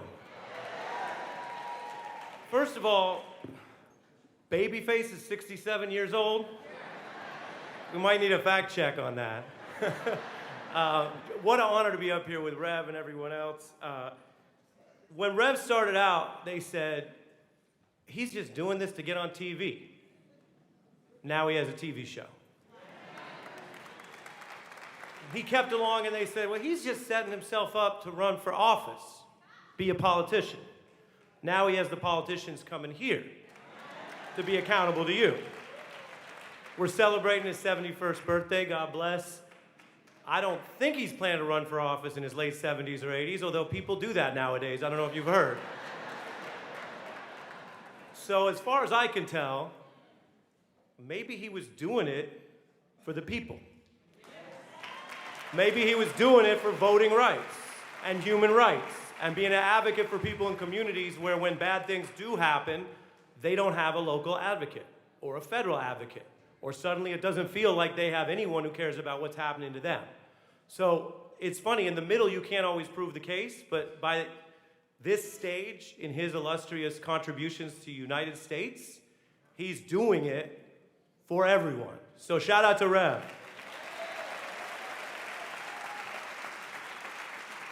I'm really honored to get this award. My grandmother was a refugee. My father's an immigrant. Like a lot of other people that I get to interact with, I'm very aware that my worst days are better than some of their best days. And so I keep that in mind, and I know Rev does and a lot of other people do. This award was called Leadership in the Arts. I'm honored by it. I love the arts. I won't say whether I've ascended to being a leader in the arts, but I will share with you the leaders I learned from. I learned civil rights from Sam Cooke. I learned about colonialism from Bob Marley. I learned about activism from Gil Scott-Heron. He said the revolution will not be televised. We're working on that. Reb and I are working on that. I learned about the media from KRS-One. I learned about politics from Public Enemy. I learned about police brutality from Tupac and about feminism from Lauryn Hill. So when I was growing up, I did okay in school, but I was quickly learning as a teenager there was all of these parts that weren't in the official story, but they were true. So yes, we try to reflect some of that in our reporting. In times like this right now in America, art and free speech are under attack. It's not just the historians, bless them, it's not just the normal newspaper reporters, bless them, it's also the comedians, from Kimmel to D.L. Hughley. It's also the artists. We've seen the crackdowns on people who sing or share their thoughts through other forms of expression. And so, in a moment like this, as we've seen in, unfortunately, other countries around the world, it feels like just telling the truth becomes a radical act. That's a bad sign for the health of your democracy. But the truth can help redeem our democracy. So I'll end with a bar. Is that all right? Should we do one bar? From New York's own Jay-Z, Sean Carter, Hove. He's talking about people that might not be truthful with you, that might not keep it a buck. And he said, they're all actors, looking at themselves in the mirror backwards. Can't even face themselves, don't fear no rappers. They're all weirdos, De Niro's in practice. So don't believe everything your earlobe captures. It's mostly backwards. Unless it happens to be as accurate as me. And everything said in song you happen to see.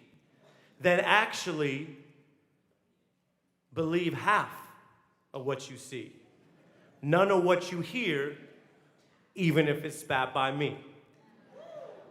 So we will keep spitting facts with the humble confidence of Sean Carter on our best day.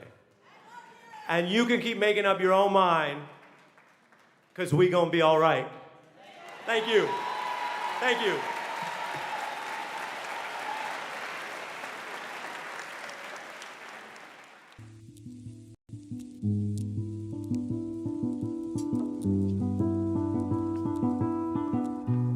I had a thought this morning that I want to share with you about mentorship. I am able to do a lot of what I do because I had great mentors, but there are correct ways and incorrect ways to mentor people, in my opinion. I was mentored as a boy preacher by Bishop F.D. Washington, one of the great Pentecostal preachers of his time. Then Reverend William Jones, who became my pastor after Bishop Washington died, who was unquestionably in the top 5 black church ministers, theologians. Reverend Jesse Jackson, who I started my activism under his leadership, he and Reverend Jones. And I learned politics directly as a youth director from Shirley Chisholm. So even though I didn't finish college, I had the most unique education in the world from being exposed to giants.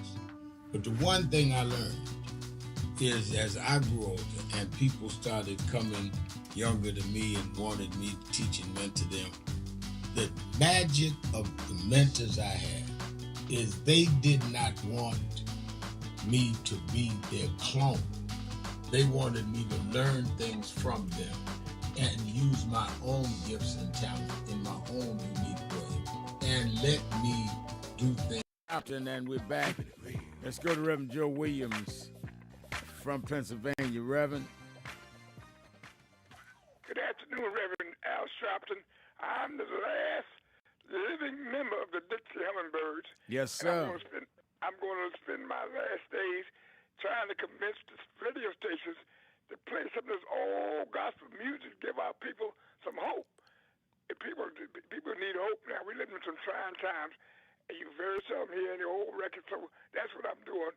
I'm traveling, going to disc jockeys and trying to convince them we need to go back to some of that old music. Well, I think you're right. What? Give me a playlist of some of the music that people should be listening to over Christmas. Well, Silent Night by the Mahalia Jackson. Then you got A Change is going to come by Sam Cooke, the Soul Stirrers, and Rosetta Thorpe had old time religion. She was one of the greatest gospel music. She played and sang good all over Europe, everywhere. So if we could get them people, some of these white disciples know more about this old gospel than the other disciples for some unknown reason. But I'm trying to convince them we need to go back to play some of the songs because that means that a message to them. That a message and that applies to these times because it's timeless. It may have been done, some of the music might be 50, 70 years old, but it applies to these times now. Yes, sir. And I think we could do it. I'm going to try my best to convince them. So if we can bring back the days of Washington Temple and all that back there, we need to go back to somewhere and find out what held them people together. They went to a rap and the people had something to lean on. They don't have nothing to lean on now. It's rap music and everything that's happening is killing us. So I'm going to do all I can do. And I thank you for taking my call. All right. Glad to hear your voice. Let's go to James in Atlanta. James. Yeah. Hey, Reverend Sharpton. Hey. Happy holidays, sir. Same to you. I like your practicing the other day on Politics Nation regarding basketball. Oh, thank you. Thank you. Yeah, that looks good. The Vice President Harris, I think she is the most qualified person for the presidential position because I think she was the most active U.S. Vice President. Probably, Vice President President Biden being a few notches above her because of his extensive experience over the decades. But I think she was one of the most active vice president within the last 30 or 40 years. Because if you go to the presidential website of the Biden administration, you can go back to day one when they took office, her actions and what she was involved with on the domestic level and the international level. So I think she is the most qualified person for the president's position. And then on the Epstein files, just one issue I would like to find out if this person is in the Epstein files. That is a woman by the name of Katie Johnson. I'd like to find out if there's information in the Epstein files about her. Then all else, is great to me. Who is Katie Johnson? Katie Johnson was a woman who filed 3 lawsuits in 2016. She claimed that she was tied to a bed at the age of 13 in New York. And she filed a lawsuit against Epstein and the current occupant of the Oval Office. Okay. And she also has a 29-minute interview on YouTube. So I'd like to find out if her information is included in that file. And then, he recently suspended the wind farms, that involves, 4 or 5 wind farms around the country? Yeah. Billions of dollars, Well, he also, within the last few days, and I'm just thinking if there's a conflict of interest here. Within the last few days, a couple of weeks, his social media company has merged with an energy company called Tay Technology, T-A-E, Tay Technology. So and that's a $6 billion merger. So I'm just thinking, is there some type of conflict of interest here? Is there something in play, Uh-huh. And then lastly, as I was walking out this morning, I turned on C-SPAN. I just like to listen to some of the call-in. People call in and talk about whichever subjects. And so they were talking about what people think about their optimism or pessimism regarding the economy, 2026. And you had several people call in talking about that they're receiving Social Security and Medicare and they feel comfortable. But what is not known by some is that the taxes that the documented and undocumented people pay into the system, payroll taxes, some of those or most of those funds go to support Social Security and also Medicare. You're looking at numbers. I've seen numbers between $25 billion a year up to $65 billion a year that is paid into those two systems. So has Congress worked out a plan to replace those funds? Is there a plan in place? Well, not that I have heard that has been proposed that has shown that it generates enough of a majority vote to pass it. Now, I've not even heard that they've had a proposal, but just in case I've missed getting that information, it certainly is not one that has come forward saying we've got the votes to make it happen. Well, people are saying that they're pulling for this guy, voted for him, but yet and still, their Social Security may be a little less in the coming years. Maybe 3 or 4 Well, or it's 5 very years. They may have possible. a major challenge. It's very possible, and I think that that you are right to say that Congress needs to step in and deal with this. I think you're absolutely right. Have some pain, more pain. Absolutely right. All right. All right, thank you for your call. 1-877-532-5797,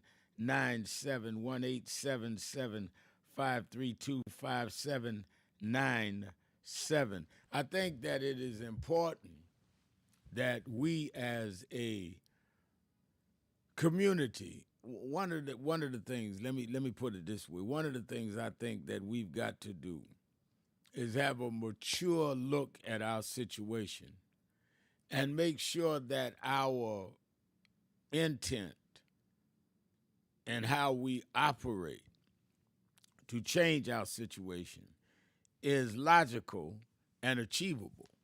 A lot of the tension that has happened down through the years between some groups fighting and for movements and fighting for change is that some they saw the end goal just fighting, and others saw fighting toward the end goal of solving our problem. So if just exhibiting your anger in and of itself all you want to do, then that will last as long as your angry fervor lasts. And then you go on, and the system and the setup remains the way it is. If your goal is to let your anger charge you toward achievable goals, then you operate maybe differently, maybe not, but certainly with a different thing in mind. And you last long enough to change laws, change people in office. And that has happened throughout our history. You have some that I can name you every case that I've been involved with since the 80s, from Howard Beach with Michael Griffith, even before that, Bernard Goetz, the subway gunman, all the way to now.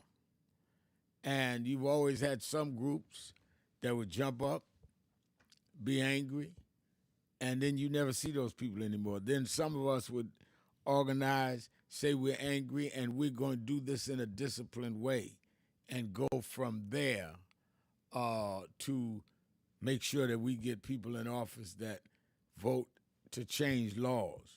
Make sure we got racial profiling laws on the book. We ended stop and frisk in various cities. We restored the Voting Rights Act several times, and now we've got to fight again. So we were goal-oriented, where our anger drove us to achieve goals, where some anger was the goal.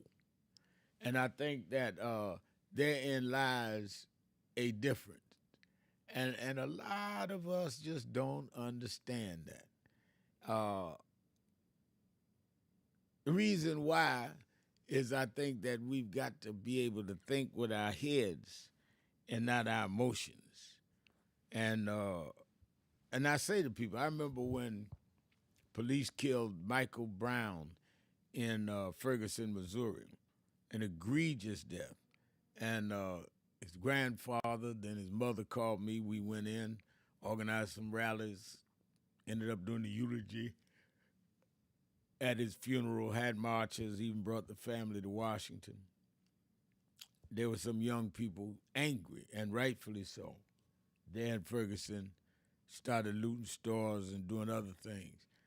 And I got in there the second or third day, and when I met with them, I said, let me ask you something. Y'all are not more angry than I am, because I've been fighting this a long time, and it looks like we keep running into the same thing. But explain to me, maybe I'm not cued in enough, explain to me how burning down the sporting goods store is going to get us justice for Michael Brown. And they looked at me, well, it may not, but express our outrage. I said, oh, okay. So you're not trying to get justice. You're trying to express your outrage. Well, then who gets justice for the family? Because you've decided to just step over the family, step over this grieving mother, step over this grieving father, and express your anger. Well, they're asking for justice.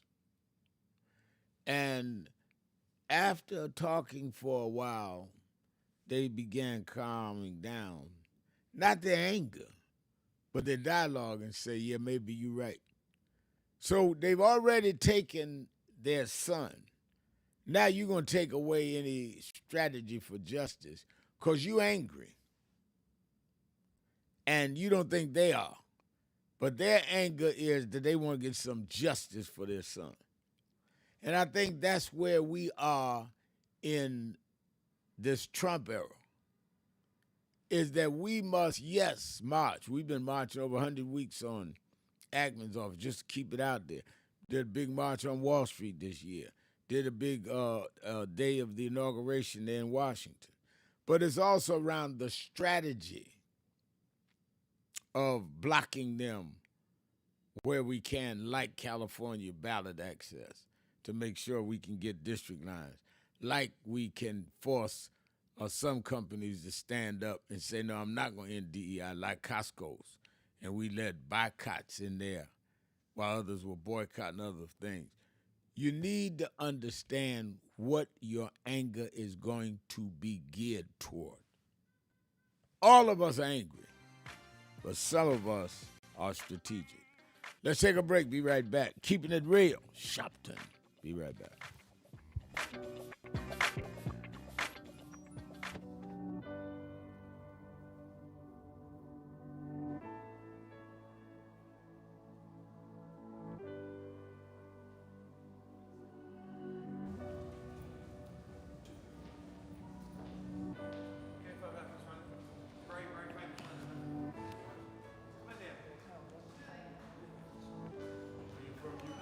London, yeah. We've got many problems there. We need you over our side. Yeah, you're invited anytime, please. Whenever you want to come. There we go. Guys! What's up, Doc?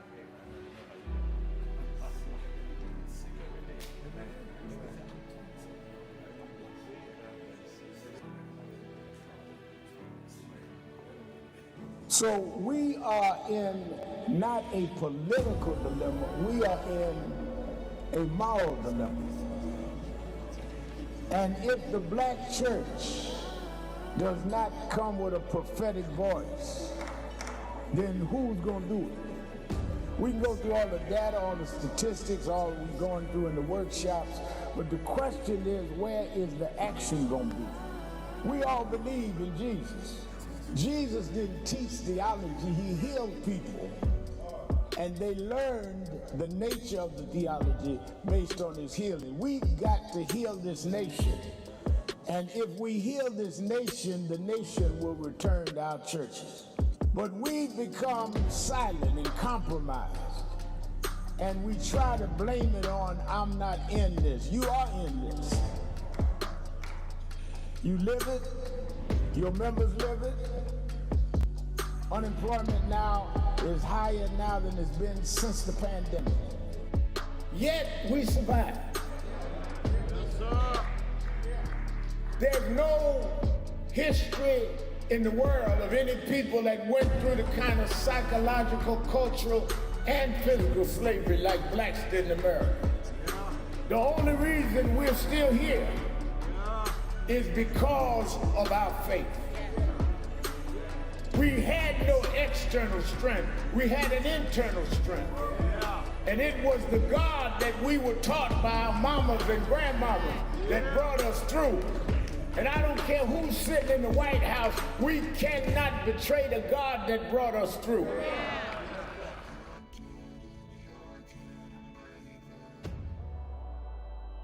Come on.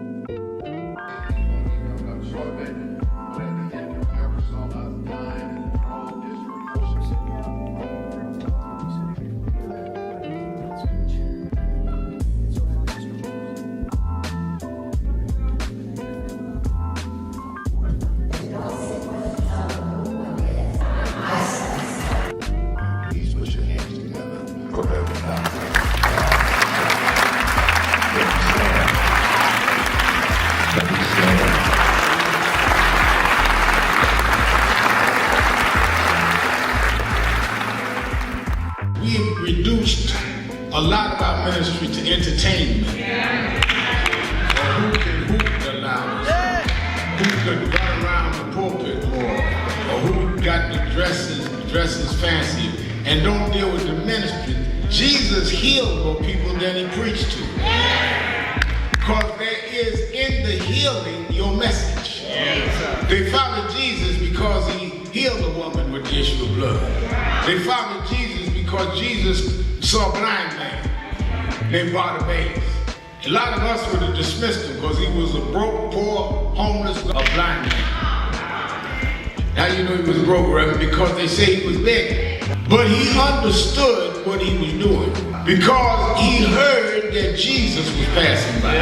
And when Jesus got close enough, he said, Jesus, son of David, come see about me.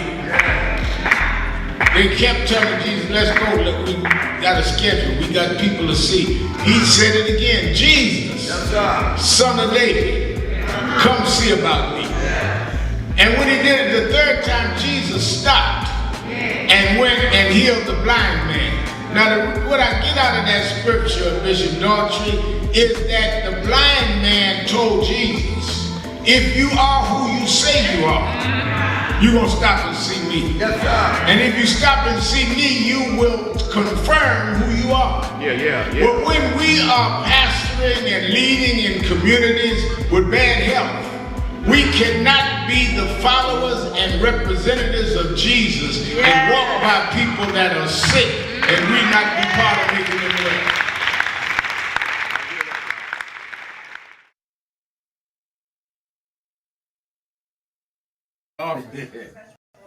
Rev,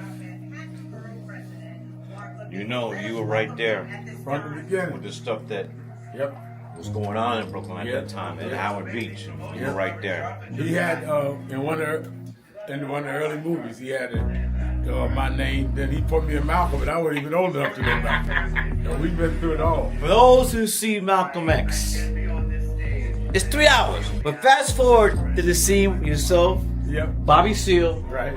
Bobby Seale, Denzel, and me. Yeah. Denzel was on the set. Now, let me ask a question. What was your weight on that scene? I probably about 270. I was bigger then. Yeah. Still had the hair back. Yeah, you had the hair on. Now, it was Denzel, yourself, and Bobby Seale. Yeah, all in one scene. And also, there was no cut. We went like this. That's right. That's right. That's right. Yeah. Only Spike could have done that. It's my brother right here. My baby. Brooklyn's in the house. Yes, sir. Brooklyn's in the house. BK. Many people cannot focus because they have not really come to terms with their calling and life purpose. In order to focus, you must also be clear on what you're focusing on. So if you're not clear on your purpose, if you're not clear on your life's calling, then focus on seeking that. Because if you just read the ways and roads you traveled that you didn't even choose, that were sort of just laid out for you by God, in that it's telling you, speaking to you about what your purpose is and what you were born to do and be. I learned the things that I didn't plan had to be planned by God, and God's plan was directed toward God's purpose in my life. And I focus on that. Not focus on what others do, not focus on how well they're doing or bad they're doing, but focus on whether I'm in line and aligned with what I'm supposed to be about. And in order to move straight ahead, you have to be focused on the path you're running on.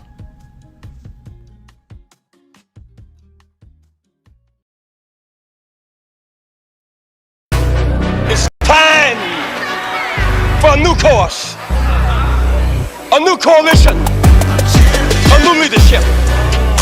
Somebody got to rise above race, rise above sex. A new leadership, a choice, a chance. Don't pride by what you don't have, use what you got.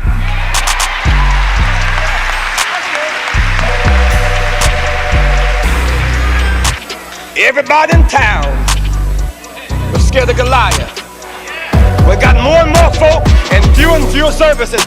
We cannot stop. We got to rise on higher. Little David. Little David. Little David. Took off his unnecessary garments. Little David. Didn't want to get weighted down with a lot of foolishness. Little David. Took what God gave him, a slingshot and a God biscuit, a rock.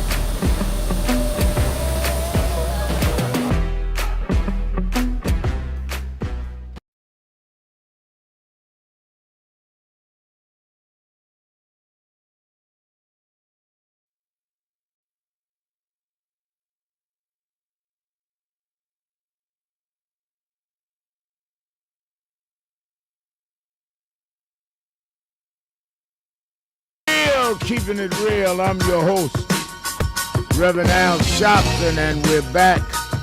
1-877-532-5797. 1-877-532-5797. Twitter.com, The Rev Al, or go to our message board at www.nationalactionnetwork.net. Let's go to Ira. Ira in Washington, D.C. You're keeping it real with Al Sharpton. Hey, good evening, Reverend Sharpton. Thanks for taking my call. This is Ira, the hard puncher Watergate City kid. We're going to keep it quick. I just wanted to bring up a comment about this something I saw on MS.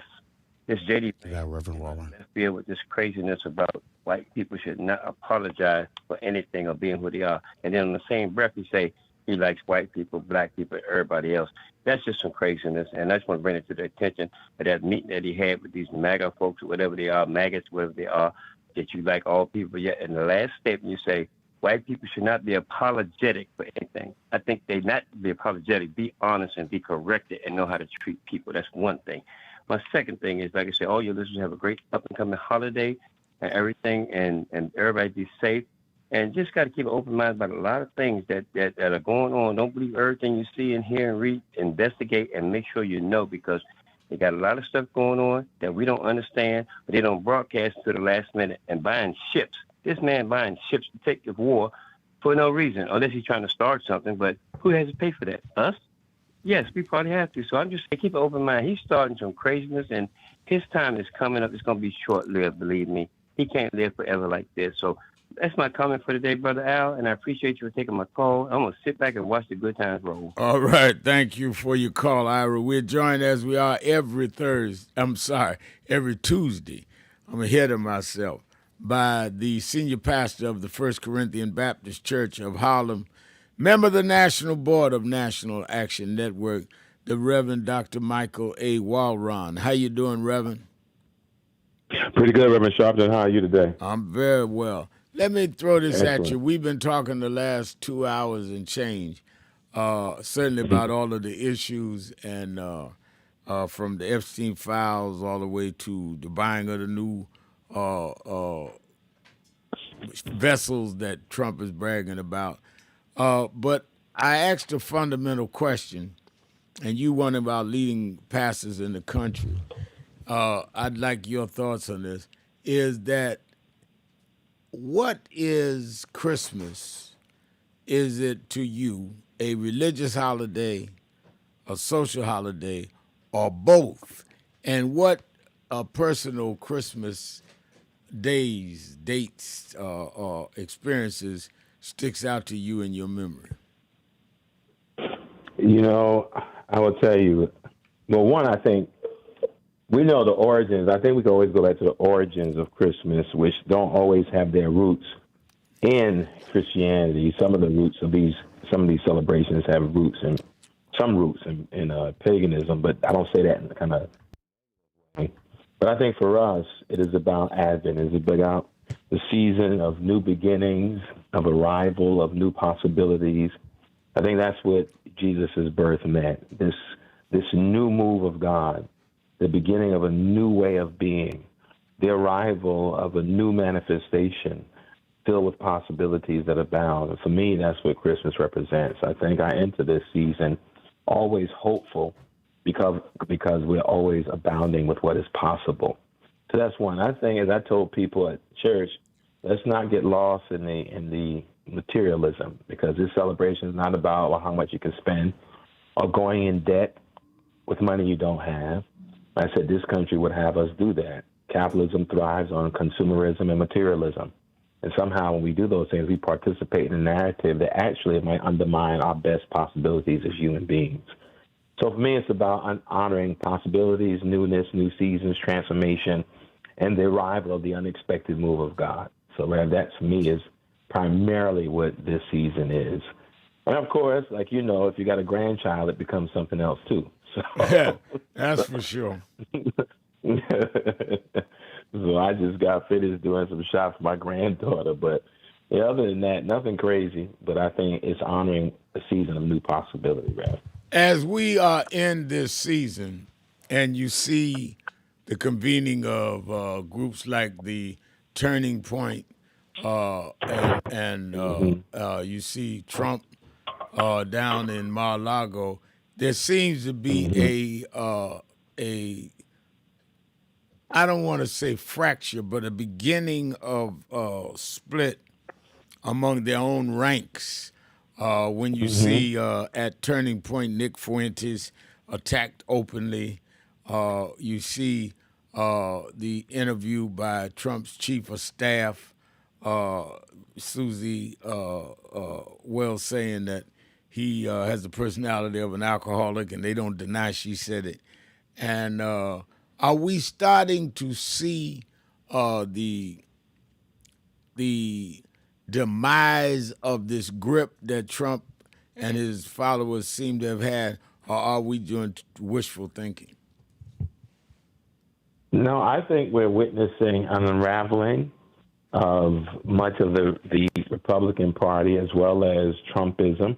It was bound to happen, because they say power corrupts and absolute power corrupts absolutely, and we witnessed what power can do in terms of corruption in our country coming from his administration. I think also there's no possibility, no matter how much he says and teases it, of him being reelected. And I think many of these people are looking for life beyond Trump. Even though we're only in the first year of his presidency, it has been a problematic, jarring year. And I think people are now starting to run for cover. From Marjorie Taylor Greene to decide to bow away and kind of speak her own truth in a particular way, to what we saw happen at Turning Point and other things. I think it's going to get worse. I think it is going to get worse because people, especially on the elected official side, are more concerned with being reelected, and they see the signs, the handwriting on the wall with regard to the potential impact that Trump will have on the midterms. So I think we see a lot of Republicans kind of running for cover, speaking the truth, and also wanting in some way to distance themselves from some of the insanity connected to Trump. So I think this is not surprising. I think early on in the year I preached a sermon called Evil Doesn't Know When to Stop, and that somehow evil always turns on itself. I think the same thing is true for what we're seeing, that I think the president doesn't know when to stop, and pretty soon the mechanisms employed to establish power will end up consuming him and consuming the party. Where I just spoke last week at the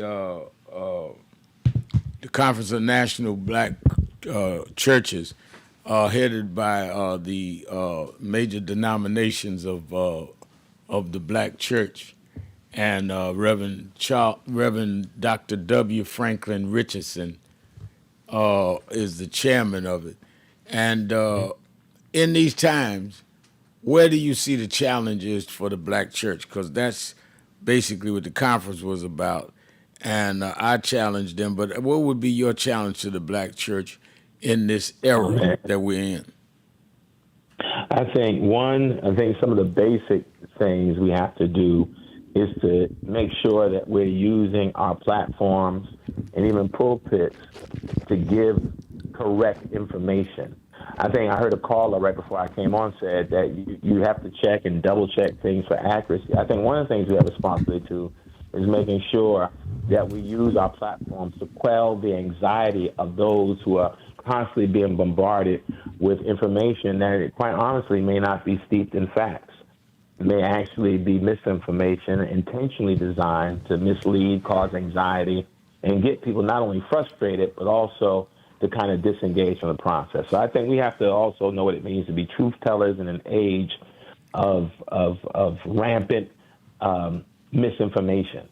Secondly, I think that something I'm big on, I don't know how, as the African American church, black church, we don't address issues around mental health and illness. We still have churches and preachers who still speak language regarding demonic rather looking at mental health issues. There's still people who are not facing this crisis head on, and we are in this country in a workforce crisis with regard to mental health practitioners and workers.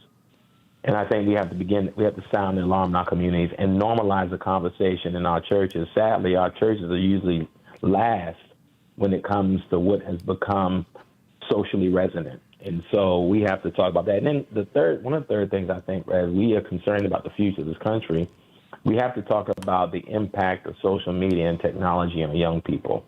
I don't know how you don't address that. Now, I do realize at the same time that many of the technological advances have been used to help many churches and clergy advance their own platform or their mission. Right. We have to look at the impact on young people. We have to look at what's happening to our young people.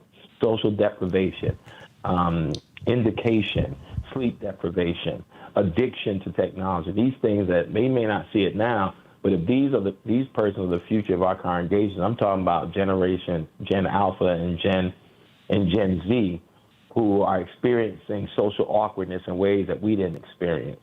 And then lastly, I think we have to now lean in more to AI. It's one thing to be critical and say, oh, AI, I've heard some people refer to AI as Antichrist or AI is problematic.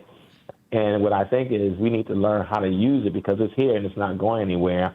We often talk about AI replacing human beings, but I was at a training for AI Rev, and it said, yeah, it's the reality that some jobs may be replaced by AI, or you can learn as much as you can so that you become irreplaceable in the age of AI. So I think there are ways to approach that. So I think those four things are what we need to be focused on in terms of around social justice and as a congregation. But I think our young people is the critical piece, paying attention to the things that are undermining their futures and hindering their progress as human beings. So that third thing about social media and the impact of technology on our kids is a big thing right now. All right, let's take a break. We'll be right back. 1-877-532-5797. 1-877-532-5797. Sharpton, keeping it real. Walron, be right back.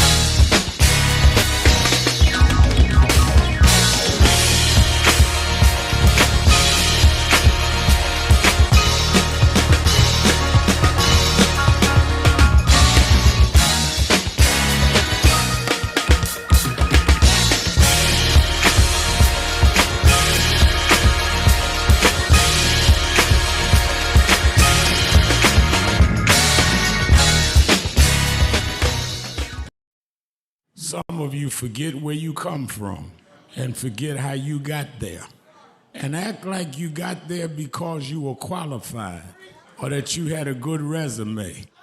But some of us had to pay a price for your resume to even be read. Some of us had to take nights in jails and licks upside the head or shut out of boardrooms like Byron so you could walk down red carpets and act like you got there by yourself. So I received this award with a special place in my heart and on my shelf because I'm getting it from a freedom fighter who never forgot where he came from and how he got there.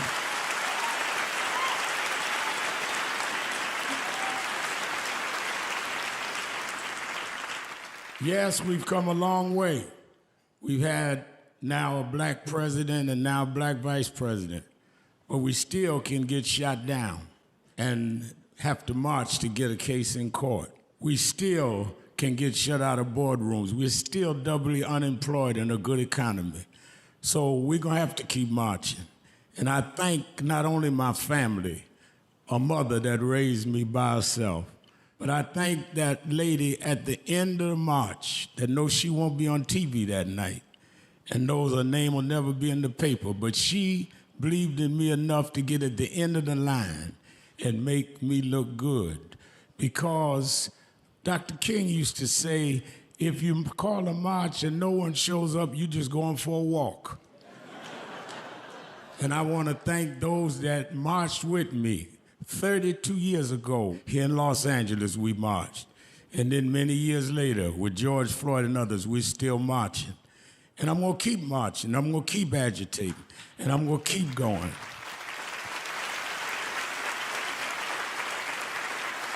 Until we don't have to do it anymore.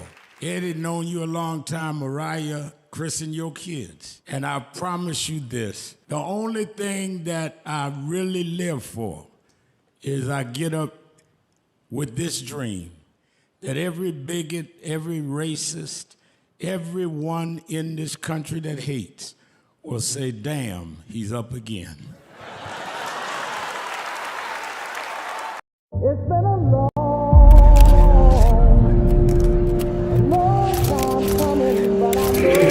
1968, Dr. Martin King was killed in Memphis, Tennessee. And it has been the commitment of National Action Network to always, in the month he was killed, to let them know they killed the dreamer. Because I have a dream today. When they came for the dream.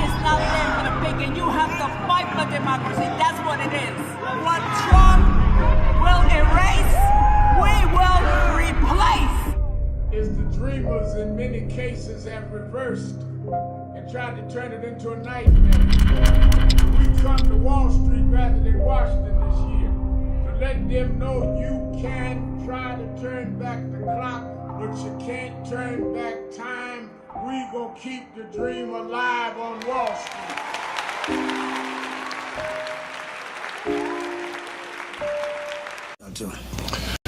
We have a young man in the studio who I think is an astounding young brother because of his youth. He's only 19 years old, and he's accomplished a lot, and he's here to make a presentation to James Brown, and we'd like to welcome him warmly. His name is Al Sharpton. How about it for Al Sharpton? Al is the National Director of the National Youth Movement Incorporated. Right, Al? That's right. And what do we have here? Well, we come to break tradition. We know that in the recording industry that they give a gold record to those that achieve a million seller. But we view your million seller payback as a black record because it is relevant and says many of the things that young blacks have tried to say and could not musically express in our own little way. And we feel the payback is sort of like the theme song of Young Black America in 1974. Yeah.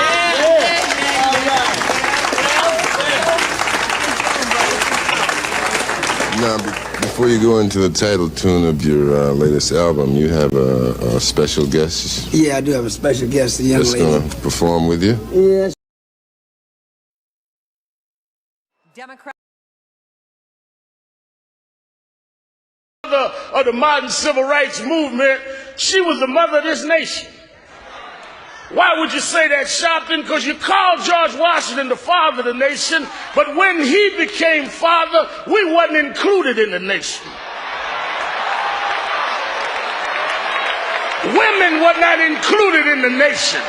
The first time we had a parent in this nation is when all of us was included, and Rosa Parks did that on December 1st, 1955.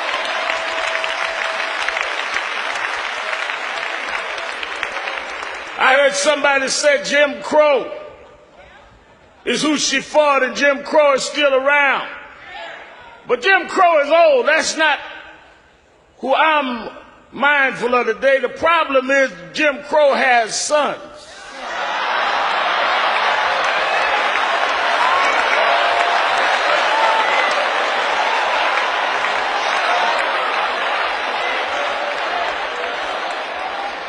The one we got to battle is James Crow Jr. Esquire.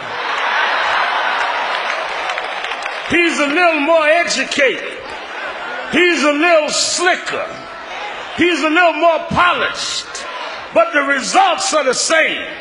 He doesn't put you in the back of the bus. He just puts referendums on the ballot to end affirmative action when you can't go to school. He doesn't call you a racial name. He just marginalizes your existence. He doesn't tell you that he's set against you. He sets up institutional racism, where you have a nation respond looking for weapons Keeping that it are real. not Keeping there, it but real. can't see a hurricane in Louisiana I that am is your there. host, Reverend Al Sharpton. Reverend Dr. Michael A. Walron is our co-host. Reverend Walron, if you've written a book and you've been a teacher in colleges and other educational institutions, if there are those around the country or even other parts of the world listening to this broadcast, what kind of gift would you say, if they're the gift-giving kind on Christmas, what kind of gift would you recommend they give a young adult, say between 16, 22, whether it be a book, painting, whatever? What would you think, given the times we live in and the likely future that they face, would be an appropriate gift to give? Well, you know, Rev, I'm going to shamelessly say that my book is a great book to get. I mean, Searching for Agabus, Embracing Authenticity and Finding Your Way to You, I think is more needed now than even when I put it out a couple of years ago, because it has to do with resisting the temptation to be everything other than who God has created you to be, and resist the temptations to be intoxicated with the need for validation and affirmation, which is so big in this cultural moment. Other than that, books are always, to me, the best gifts, books that empower. I'll tell you a book that changed my life forever more than 2 times was The Alchemist. I'm sure you read that book at some point. Yeah, I did. Powerful book, The Alchemist. And then for those who are believers, because now it is big to do the work I've been doing for 20 years, which is deconstructing Christianity. You see more social media posts about that, more podcasts. And the first person who helped me learn to deconstruct Christianity was Howard Thurman, Jesus and the Disinherited. For those who want to read religious books, for me, ground zero is Jesus and the Disinherited. I think The Alchemist is a powerful book as well because it helps you realign how life moves and the trajectory that we're on in this particular moment. Those are two books that just come to mind immediately. There's another rare book, Reb, I'll give three, that people really have to look to find. It's a book by the author was a psychologist by the name of Ernest Becker. I don't know if you heard of him, Rev. I have. But he wrote a book called Denial of Death. And what it is he says that most human beings engage in immortality striving, trying to find ways to live beyond their own life, trying to have impact in ways that extend their life beyond death. It's a very powerful book, but it's called Denial of Death.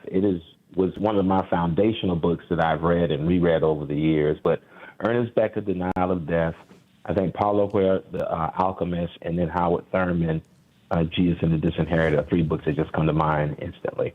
Now, and people don't have a reason in these times not to get books or have books. You can now even get them audio and just put your earplugs on and listen to somebody read you the book if you where I do often on airplanes on trips, and I'm usually on a plane once or twice a week.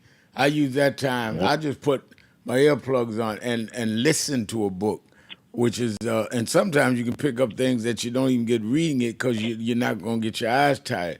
So you have no excuse, given the technology of the day, to not be well read or well fed.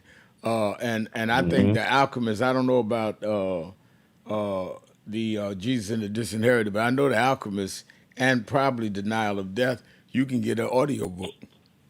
Oh, absolutely. No, there's no excuse. I think there's no excuse for access to books, but I do think what is challenging now is because of, again, social media, people's attention span is so short that we find it hard to sit still and read a book and maybe even listen to a book. We are the multitasking era, so people find it hard. That's why now, Rev, you and I are people who read. We read. Right. But now, to get people to read, you got to tell them at the beginning of the article, this is a 4-minute read. Right.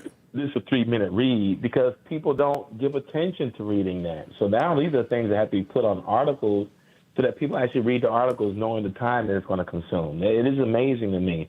But long-form books, reading long-form are not in vogue anymore. And college professors, friends of mine who teach in the academy, are having a hard time assigning books. And I'm talking about some real stellar schools are having a hard time assigning whole books to students. We're talking about the cream of the crop students are not reading like that because they grew up in the era of sound bites, limited characters usage. So it's amazing. Even now, I mean, we know this for a fact, but kids don't know how to write in cursive anymore. They don't need to. No, that's exactly in their right. minds.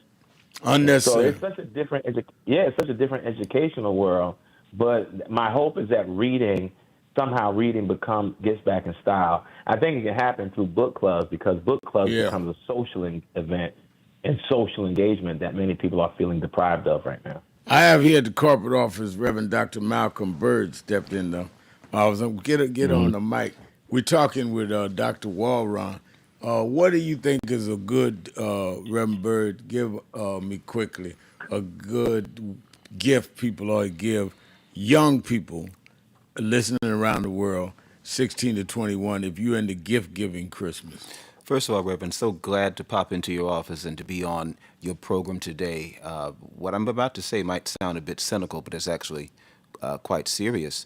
I think we ought to assist our young people in having a better and more healthy self-image, and we should encourage them either by purchasing a mirror or encouraging them to look in the mirror more often, because I think that somewhere in the course of the development of social media, which we cannot at all get away from, actually, it can benefit us in many respects. But we spend so much time looking at others and looking at other people and other physiques and things of that nature, rather than spending time appreciating who we are as we have been created. I don't know if your listeners will remember this name, particularly your Chicago listeners, the late Reverend Dr. Johnny Coleman, who was pastor of Christ Universal Temple in Chicago. And she spent a great deal of time talking about a healthy self-image. If you can believe it, you can achieve it. And I think if we began to encourage young adults to look at themselves as great, to look at themselves as lenders and not borrowers, to look at themselves as prosperous, there's some things they could put and download in their spirit before they put it on their vision board, if there is a healthy self-image. So it might sound crazy, but one thing I'm going to buy my godchildren is a mirror, not for the purpose of vanity, but a purpose of taking a good self-assessment of who they are and where they can go just by looking at their African features, that melanin that's in their skin, the brilliance between their ears with their brains. So that's what I would encourage, Reverend. Reverend Walron, now the looking in the mirror, let me take my break, come right back. We'll be right back. Keeping it real. Sharpton, Walron, be right back. Running James Brown, Muhammad Ali, myself, and out from New York City is the Reverend Al Sharpton. James Brown. James, I'd like to ask you about this young man, how you came to meet him, and what the National Youth Movement, which he represents, is all about. Tell me something about it. It's about teaching young kids the right way to go, and the things to be involved in education. Don't be a dropout, which is one thing I'm very much behind. Unless kids have guidance, they have no place to go. And the idea is to try to mold them. I mean, we think of anything, we think of it as a baby. And what we mold them to be is what it will be later on. He used to stand at my back door, and he believed in what I said, the Don't Be a Dropout program, and the fact of helping kids and giving them the right idol and the right image to go with, cleaning, grooming, and wanting to work, wanting to be something. I started as a kid, a juvenile delinquent, and everything. Had no model. And I was able to be a model for a young man like this. And what he turned out to be is a minister, and he preaches the right thing, and I'm for him 1,000%. I'm for everything he's about. Mr. Sharpton, how national right now is the National Youth Movement? Is it something new? Has it been going on for a while? Do you have a stated number of members? Tell me something about it. Well, we don't really get into a numbers game, because that's been a trick that has been played for the last 20 years. What we're basically interested in doing is saying to young people of impoverished backgrounds that there are people like a Muhammad Ali and a James Brown that represents hope to us. Because these people, despite all of the social odds, despite the unemployment statistics, despite the lack of education in their day, were able to grow and be something that we can be proud of. A man like me didn't have a father at home, but I had a James Brown to look up to and would want to sing and dance like him, or Muhammad Ali, who I saw stand up and give away millions of dollars of stamps to the government so that I would have a right to come 10 or 20 years later and try to fight for my kids. So what we're saying is there are symbols and images that kids can look up to and not have to throw a brick through a window, but that can work by the sweat of their brow and succeed, just like these two gentlemen did. But considering the numbers of young kids today, and Rev, there are hundreds of thousands or tens of thousands of kids who really are in hopeless and desperate situations, is it enough to just offer them an example? You say hopeless, though. Not hopeless. Well, let's say, well, to them, 10, 11, 12-year-old kids, it's never hopeless. There's no such thing as hopeless. It's never hopeless. When I got 8 to 16 years for breaking and entering as a kid, because I was hungry, and here I am today, it's not hopeless. Let's don't say hopeless. Then we're carving out. I don't believe in hopeless. Don't you think it's hope? If you believe in something, try. No such hopeless. I don't believe in hopeless. We're not going to go with that. And I think he's not about teaching them how to get out and fight for themselves. That's what it's about. No, it's not hopeless. Everybody has a cause and everything, but everybody want to live. And I think living is what we're about. We're not going to teach dying. Hopeless is dying. Okay, I agree with you 100%, James. But what I'm trying to ask here is simply saying you too can be a James Brown or a Muhammad Ali. Is that enough to give a kid who's hungry, who doesn't know where his next meal is coming? I'll say it. Give him somewhere to go. I think it's awful weak to tell a kid you can be a James Brown, one of the greatest entertainers in the world, and me, one of the greatest fighters. And like you said, the hundreds of thousands of millions of kids that need a break. You can't have that many great people, but they can get educated. They can go to school. They can learn. I'd like to say one thing We have crime today. It's a big problem. I think they took a national vote on what the people want the government to spend most of the money on, and crime was over national defense. Worrying about Russia, China, outside enemies, they're worrying about inside crime. We have crime today, all type prostitution, murder, exploitation, degradation, and wars of all kinds. And I'm going to tell you why everything's happening. And I think if you're intelligent, you agree with it. If we were riding an airplane and the two pilots died for some reason, is there anybody in this room that can go in the cockpit, pick up the radio, start working it, bring the plane in, depressurize it as it land, and make it, and late at night on a stormy day? You couldn't do it. Right. Well, but if you learn how to fly, or if they show you how to fly it, you can. Since God made the world and God made us, He sent the Bible, the Torah, the Quran, sent Moses, Jesus, Noah, to show us how to run the world. And God left His laws. If we don't follow His laws, then we crash. Let me say this, though, Mr. Snyder, in response to your question to Mr. Brown, Mr. Ali. Yes, it is enough to begin with showing them an example, because before you get to education, you need motivation. If you don't have motivation to get out of the bed, you won't make school or the party.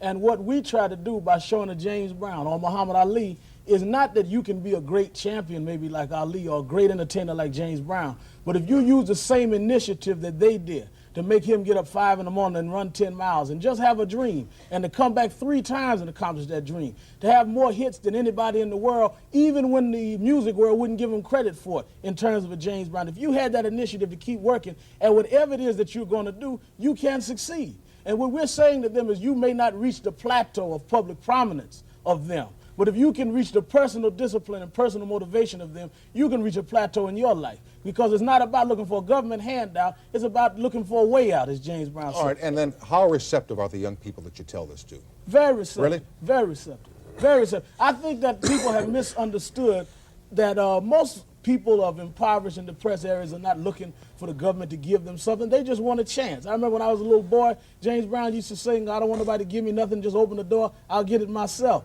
Well, that's all people want now is a chance. Let me get a piece of the action. Let me get a piece of the pie. Let me stand up on my own. All right. At one man should have, the major corporations, the government, should get behind him and push the programs that he's about. Except maybe if he does it himself and gets grassroots support, it's better than having the government stick their nose in, because they have a way sometimes. We're not talking about control. Yeah. We're not talking about control. We're talking about a way of start. You know, they have to start. If they fund Chrysler and fund all these different other things, they can fund a small man to get started. Then the private sector will join in, but let them help too. It should be. Last thing. Somewhere along the line here tonight, we used a graphic saying long, hot summer. Are you in any way, I'm certain you're not predicting a long, hot summer. You're not predicting urban strife. You're not predicting disorder, anything like that.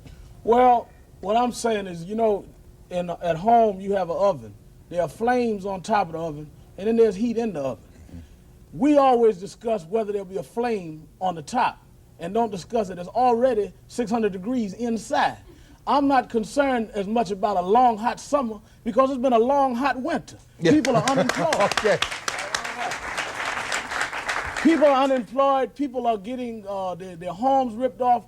Parents' pocketbooks being snatched. As Ali said, crime is at a highest rate it's ever been. So rather than us running around the streets looking for a brick, we should be looking at the fact the brick is already in most people's houses. How do we get the brick out of the house? How do we clean the laws of the house? That's not based on explosion. You lost, sir. Keeping it real. I'm your host. Keeping it real. Reverend Al Sharpton, Reverend Michael A. Walron, our co-host, as he is every Tuesday, our last hour. Let me remind you, don't forget, watch Politics Nation with Al Sharpton live at 5 p.m. both Saturday and Sunday.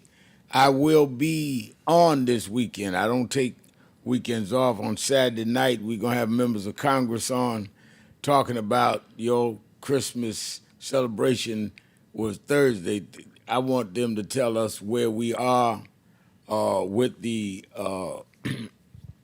Affordable Care Act, which is going to expire next week, where we are with the question of, I know that Congresswoman Beatty has filed a lawsuit against Trump naming the Kennedy Center after him.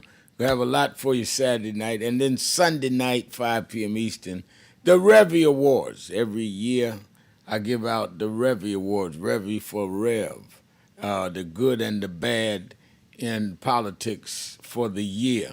And we'll have me a little panel, and we're going to dress up in our tuxedos and all and give out the awards. So you don't want to miss this weekend. Politics Nation with Al Sharpton live at 5 p.m. Eastern Time on MSNBC. I'm sorry, MS Now. I'm trying to adjust to the new name myself. MS Now, formerly MSNBC. And then Thursday, day after tomorrow, is Christmas Day, and we will be at the House of Justice all day starting 11 o'clock, serving meals to the homeless, to the elderly that don't have family here, toys to kids. I've done this. National Action Network will be next March 35 years old, and we've done this every year, all 34, because there are some people, I don't celebrate Christmas, fine, we celebrate Kwanzaa the next day, but people that do, turn it into a family day.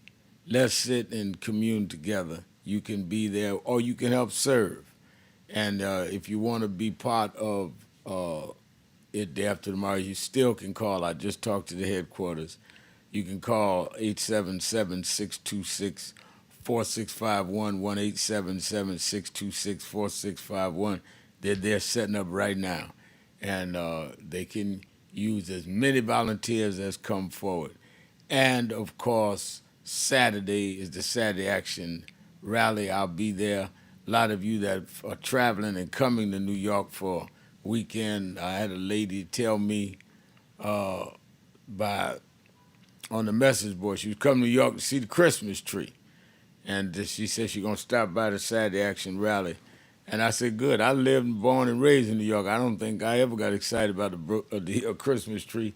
But if you want to come on, come watch it. I mean, in fact, the first 14 years of Politics Nation, the Christmas tree was right out the back door of my office at 30 Rockefeller Center till we moved.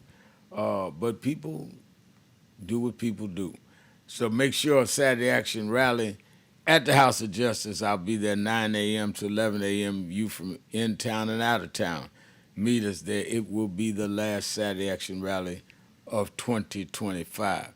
Reverend Dr. Walron, what's going on at FCBC? Well, you know, Rev, December is our winter renewal month where we kind of slow down and get ready for the new year. And so this is one of the 3 months that we have our hybrid services where we do first and third service are in person, like this past Sunday, and second and fourth are virtual. And so people seem to love it. It gives our volunteers a little break at the end of the year because they do so much. And so we're really gearing up for this new year that's coming. But I also want to echo something. I think as New Yorkers, there are a lot of things that people around the world get excited about that we just like, look, we've been there and did that. Right. I don't think I've ever gone down to see the tree myself. Right. You know, that's how she is. Right. But it's amazing how people come from around the world to see this tree and to see the lights in New York City. So I'm often amazed by that. What I was going to ask you is, Reverend Byrd had mentioned getting people a mirror and seeing themselves for who they are, their beauty and all, and their African features. But also, I want you to address this from the lens of what you said when you first came on about mental health, because everybody that looks at themselves in the mirror don't see themselves as beautiful and don't see themselves as something of worth. Talk about how it's a good idea to give people a mirror, but talk about how we deal with people really being honest with what they see. Yeah, I think the mirror works. I think the mirror is not a bad idea, but I think it's something we use after some prior work is done because, as you alluded to, Rev, if I'm someone who kind of wallows in negative self-imaging, a mirror is not going to do anything but make me feel worse about myself, especially if I don't see myself in a particular way. So I think one of the first things you address prior to saying, hey, let's look at ourselves in the mirror, is addressing issues around esteem. If you have low self-esteem and negative self-imaging, you will never engage in looking at yourself consistently. In fact, I know people who suffer from that who will bypass a mirror, will not even open their eyes in front of a mirror. So I think that is kind of the secondary thing that you can do. But I think we have to begin to empower people to see themselves not as the world sees them or not as social media tries to see them, but to see themselves the way I tell people God sees us, which is inherently valuable, inherently worthy, and inherently beautiful. But in this age, that self-esteem is heavy, Rev, especially when on social media you can put on and give a whole filtered existence. So the issue becomes now in this moment, who's willing to look at the unfiltered self versus the filtered self? And what does it mean when people constantly put up pictures of themselves, videos of themselves with a filter? What are they saying about how do they see themselves? What are they communicating? And the fact that you have to now have a movement, you see it on social media, people posting, well, this is my unfiltered self. This is who I really am without all the makeup, without all the decorations, without all that. So I think our current social media reinforces low self-esteem, reinforces negative self-image. And it tells you, hey, if you don't like the way you look, put a filter on it. If you don't like the way you appear, change the appearance and the light on the filter, on the thing. So I don't think it promotes people having a healthy self-esteem. I think it promotes low self-esteem, actually. Reverend Bird, you're still in the room. Quickly, how do you think you could use the mirror to get people to deal with their negative side? I think very, very, very quickly that, and thank you, Reverend Walron, for sharing what you've shared. Of course, we all have to come from a good base. And you're right, people will walk past a mirror and not want to look in a mirror. But I think we have to start somewhere. I think that we have an entire generation of young people who would look at themselves if they really understood the value in looking at themselves. And you raised a point a moment ago about how God inerrantly looks at us and how God values who we are because God created us as we are. I would say wholeheartedly that, yes, a mirror in one hand, but also a good, healthy self-image that could be supported in community, could be supported through having a therapist, could be supported by surrounding oneself with a supporting cast of individuals around, because you're right, filter culture has done a big job on us as a people, and it might take a while to undo it. Let's go to Derek in Houston, Texas. Derek? How's everyone? Hey, Reverend Al and Reverend Ron and my other brother. You know, Reverend, when y'all brought up about what can we give a teenager for a gift, I think that, man, it's far past the time for us to start growing up and doing something different. Because, yes, we can give them a book. And I love the fact y'all brought up that Alchemist book. Oh, I love that. But also, y'all, let's get to the point to where we also buy our teenagers an investment.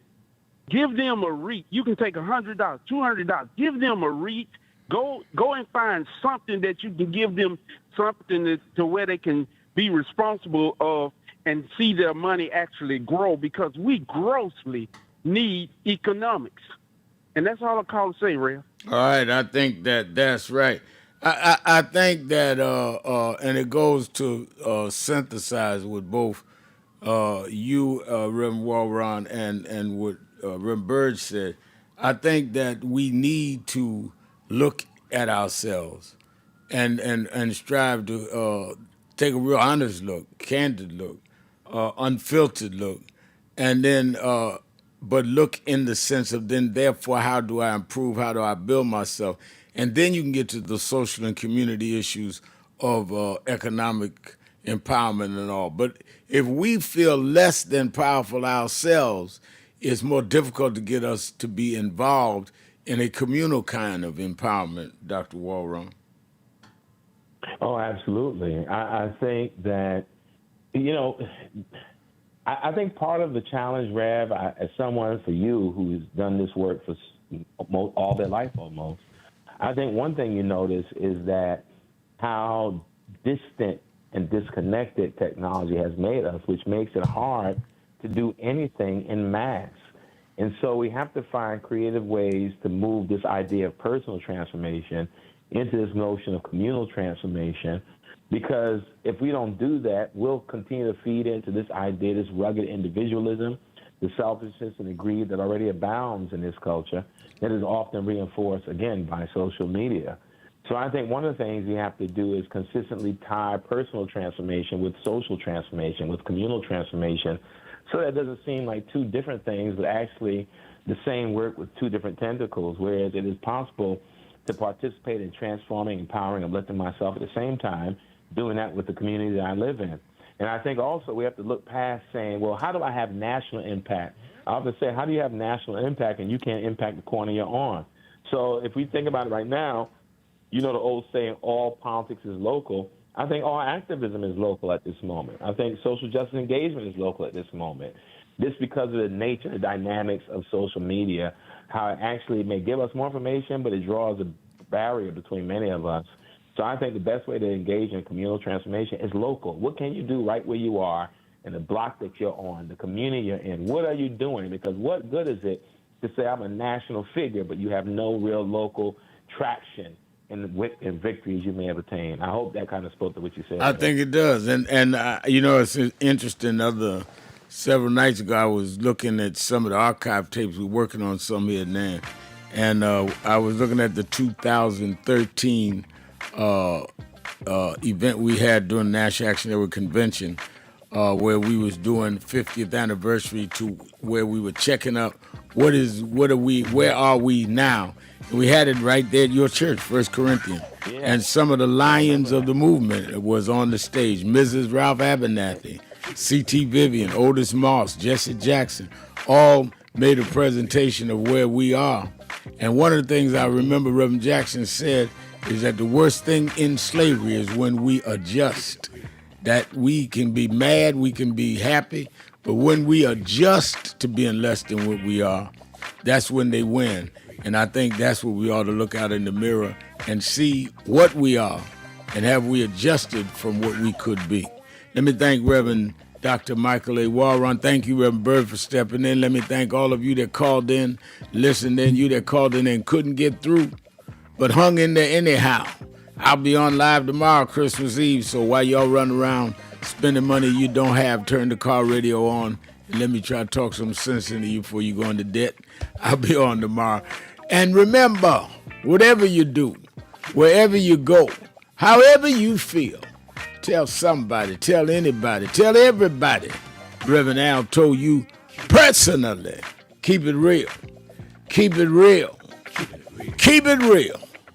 I'll talk to you.